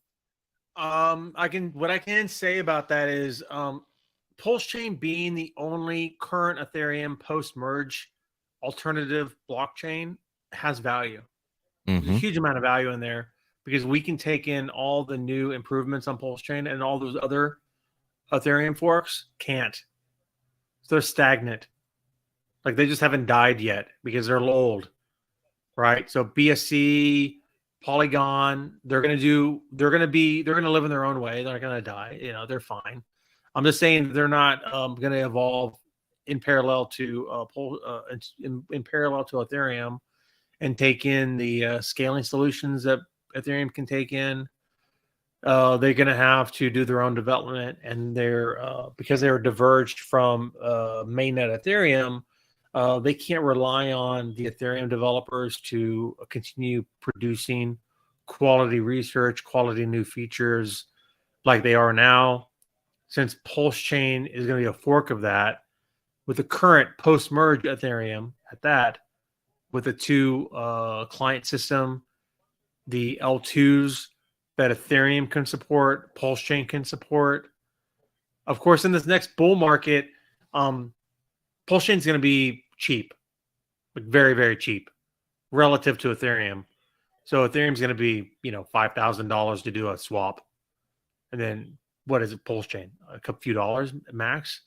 And if PulseChain is a few dollars, that means the price of PLS is a good amount. I think we'd all be very happy with the success of PulseChain at that point. But relative to Ethereum, it's still very, very, very cheap. And then going into the future, the scaling solutions that Ethereum adopts, PulseChain can adopt. So we're maintaining that cheap transaction fee kind of narrative, but it's not really a narrative. It's really like a solution, right? So we're a solution for high gas fees that are taking on the new features of Ethereum. So don't let anybody lie to you or tell you that that Ethereum gas fees aren't going to be a problem in the future. Don't misconstrue what Vitalik says about Ethereum gas fees. So I see this a lot, right? And this isn't anyone lying to you. This is misunderstanding, right? I'm probably overusing lie too much, but I just want to make sure you guys are understanding that, be careful who you listen to. Even me, be critical of what I'm telling you, please. Most people won't tell you that, right? Richard does this too, right? Which is great. So, be critical of what Richard says. He would probably welcome that to a point. 100%. No, 100%. 100%. So, yeah. So you, people take a quote from Vitalik saying that Ethereum's going to have 100,000 transactions per second. It'll be sub-cent transaction fees on an L2 in the future. Is that going to happen even this bull run? There are some L2s that are running. So if you're on one of these L2s like Arbitrum, Optimistic, Optimism, those are optimistic rollups. If you're ZK Sync is another platform that's in development now that'll be deploying ZK rollups to L2 solution for Ethereum. So there's going to be a lot of these L2s that are going to be on Ethereum and be as a layer 2 on Ethereum. And so inside those, you're going to have very fast, very cheap transactions. It's only cheap because collectively those L2s will pay the gas fee for you to write your transaction to the L1. So you're collectivizing the fees. So if you're a L2, like I say, a ZK rollup, it's my favorite rollup. If you can have a rollup favorite, ZK rollup is my favorite, right? It's it's a brand. It's very nice. Sure. It's like a fine wine. It's like a fine wine. It's my favorite rollup. Joke there. But so you have these rollup solutions, and if you have 100,000 users of that rollup, and then so every hour or every day or whatever interval, they have to write all the trades that you did, all the exchanges you did, all the contract calls you did in that rollup. Then if a $5,000 fee spread over 5,000 people, make the math easy, that's $1. Okay, so you by yourself would have cost you $5,000 to do a swap on the layer 1, but because you did the swap on a layer 2, and there's 5,000 other users that did the same thing, did a swap on the layer 2, so you paid a little bit of fee to do the swap, but the layer 2 itself takes those fees, then pays the $5,000 bill, right? to and so you're gonna some of the improvements that Ethereum is doing. So EIP 4844 is called dank sharding, proto dank sharding. There's a bunch of words for it, whatever. But at the end of the day, what they're trying to do is they're trying to standardize a thing called blob sharding. So what they're doing is all those transactions. Yeah, I know all these different words, right? You're good. You're good. So they're funny. They're funny words. I've been talking about it. I don't even laugh at these words anymore. I was saying so much. But so it's just a way to make it very gas efficient. So that $5,000 transaction fee could have been $15,000 or some crazy number. But because they standardized and they made them very efficient for that layer 2 to do the transaction where it could take all the swaps on, say, this like exchange L2 or whatever, whatever. It's like they did a bunch of transactions. And then all of those transactions, this current state of all those, like the balanced transfers and the what every wallet has and the hashes of all the transactions, and I mean all this metadata or whatever. Right, I'm just like gobbledygooking like dev talk. No, now. I hear you. But you're good. You're good. So you're saying like, okay, so you write that down to the L1 in a way that's gas efficient, and so you're collectively paying the fee. So it's efficient for you too, because now you're on the L2, you're doing your stuff, you own your asset. If you wanted to go to the L2, hopefully we wouldn't be paying $5,000, but I'm just saying it might be very expensive for you to, like, say, go to the L1. In the future, you could do all your trading and whatever on the L2, and then from that L2 you could go like to Coinbase. So you're not even going to the L1, you're going straight over to Coinbase, and so you just bypass the L1 altogether.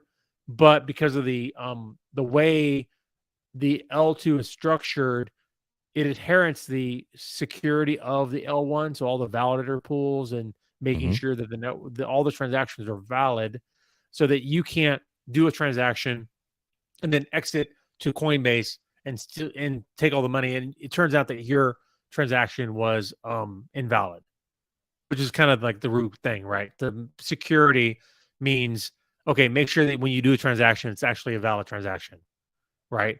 So there's a different ways you can do that. With optimistic rollups, you just assume they're all valid, and then you have like a 7-day grace period where you can like challenge it, but then it takes like 7 days for you to get the money out. So you have to wait. You do the swap, and then 7 days later or more, then you can get the money to Coinbase. Oh, well, that's not very cool. Or you can use like a ZK rollup, which is one reason I like it more, is because it does it in a different way. There's no 7-day holding period, and it is instantaneous, but it actually validates the transaction currently and doesn't just assume that it's good. It actually validates it's good. And then because of the encryption and the way that it's formed, and because it takes on the security of the layer 1, you do a swap, it's final, and then everything gets written down to the layer 1, locked in, and now it's final. And then so the layer 2 stays in sync to layer 1, and say you could move your token from the layer 2 over the Coinbase, and you wouldn't need to wait like 7 days, because you waited like a short amount of time, but because of the ZK rollup versus an optimistic rollup, you are. And I'm not going into a lot of details. This is one area that I actually need to research more under the hood. Actually, like, how do ZK rollups function under the hood? I'm a fan of ZK Sync, which is a protocol on Ethereum, and they're actually going to be open sourcing their layer 2 rollup, like contracts and everything, like a license. You can look at their code. They're open source, but not open license. So like in the future, they're going to be open license, so you could fork it, so somebody could take that, ZK Sync on Ethereum, and they can fork it for a PulseChain, and that could be totally a thing that could happen. But yeah. So I want to learn more about rollups, but I actually have to learn a lot about all this stuff. So I may sound super smart, but that's there's huge holes in what I'm understanding. So huge holes that I'm trying to fill, but I don't have enough hours in the day. That's the thing about crypto. First of all, that was great explanation, great insight for what you do have a grasp on. And that's the thing about crypto is you almost can never know it all. There's so many nuances, so many new things happening all the time. And I actually do want to take it back. And that was in Brandon who asked that question. Said, thanks for the answer. Great stream. I want to take it back to one of the very first things you said. And that was, and it's a narrative that I've been trying to push is PulseChain is the first fork of Ethereum 2.0, Ethereum proof of stake. It is the very first. And I like that as a narrative because it inherently denotes innovation and it also gives us first mover, first to market advantage. So I think that's something that we really should focus on more because we have not seen an Ethereum proof of stake fork yet. PulseChain is the first. No, I think that's very important, very powerful. Kind of hard to do. Maybe that's why no one else. If it was easy, then it's easy to say if it was easy, then PulseChain would already be out right now. But it's turned out to be kind of hard to do. And where's the guidebook? A good thing. That's where the opportunity is. If it was easy, then everybody would do it. If it's a little bit hard, then you can be the first one to do it. There's value in that. There absolutely is. It's like you're the PulseChain devs are chopping through the jungle with the machete right now. There's no one that went out there and carved the path through the jungle first. So I think that's another thing that really should be focused on and appreciated as well. On that note, though, I will have to get running here myself pretty soon. I appreciate you coming on today. Everybody watching, I will drop all of Gamma's socials down in the description. Please make sure to follow him. Check out his Substack. I tweeted it from the Internet Money page, so you can see that as well. We're looking right there on the screen. There you go. Right there. Oh, yeah, right below his picture. Is there anything, parting words, anything you want to plug, promote before we jump off stream today? No, I think I've self-promoted enough. I just would like to emphasize that it's very important that we decentralize PulseChain. And the way I'd like to try to do that is to educate people and enforce how important it is for everybody to run a PulseChain validator. Like you run it in your house, run it in your business. Don't run it in an AWS or DigitalOcean data center unless you need to. Which if you need to, it's fine. There's nothing wrong with it. But the more people we can have running it in their houses across the entire globe, the harder it is for people to say that PulseChain isn't decentralized. Exactly. And it just takes a leg out from underneath of them when they start trying to FUD it. Right. So that's an easy thing for us to do is just use what we have, use our computers and decentralize it. And then if we have a huge validator network that's very, very decentralized, then it's one less thing that people can use against us. Because obviously there are going to be people who are not going to like what we're doing. So taking one of those, and you can't stop it once it's decentralized. Once it's out in the wild, you'd have to shut down the internet like everything else. There becomes a point where it's impossible to shut down the network. Like you can shut down individual clients, but we have multiple clients, so you can just use a different client. If you're not in a data center, then the data center restricting your access to their services doesn't really matter that much because you're using your own house. It's incredibly unlikely that any government is be able to like even China tries it, but they fail of like blocking like specific websites and ports, and the people still get their data out. Right, it's just a little bit harder. So if you run it in your house, you're probably fine, and then you're supporting the network. And if I can help you do that, I'd love to. If nothing else, watch my videos for free, and then do it yourself. Like, can I emphasize that they're free? They're free, everybody. It's mostly free. I mean, I don't know if we'll look at the free education over here, okay? And then you go there. Okay. Can I say free again? It's free. They're free. Awesome. As opposed to being paid, all right? So that's a meme. That's fine. Gamma, Really appreciate you coming on today, brother. I am definitely going to pick your brain off stream a little more. Again, everybody, make sure you check out the links in the description below. Follow Gamma everywhere. This guy's awesome. He's always in Twitter Spaces, on Telegram. He's on streams. You can hear more from him. You tuned in late. Actually, what I will say is I'm on the well, they changed the name. How did they change the name? Oh, no, there's a Twitter stream on right now. They changed the name on me, but I'm in there now. If you have a question for me, I'll be on a Twitter space after this on Twitter. There you go. It's probably the Hex PulseChain Twitter space. So if you're on Twitter, make sure. Yeah, it's something. It has Hex in the title. Whatever. Yep. All right. Make sure to join that space. Gamma will be there. Again, appreciate you. Everybody else who's watching, if you have a moment, we're going to end the stream like we always do. We're going to play the Internet Money Anthem. It's got vibes, it's got philosophy, it's got beats. It's made by our friend Base God. So again, Gamma, thanks for all you do for crypto. And we'll talk to you soon. Cool. Thanks, man. Peace.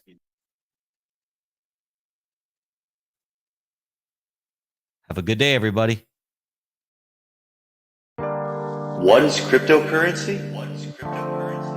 Cryptocurrency is more than just money. Cryptocurrency is a lifestyle, a philosophy, an ecosystem, the means by which human beings to attain financial freedom, not just in the sense of multiplying their investment, but giving humans the ability to interact with money in any way that they see fit. And if that way doesn't already exist, that's the beauty of crypto, is you can create it. And that's what we've done here. Internet money is the future. Internet money is the future. What is internet money, you ask? Well, it's just that.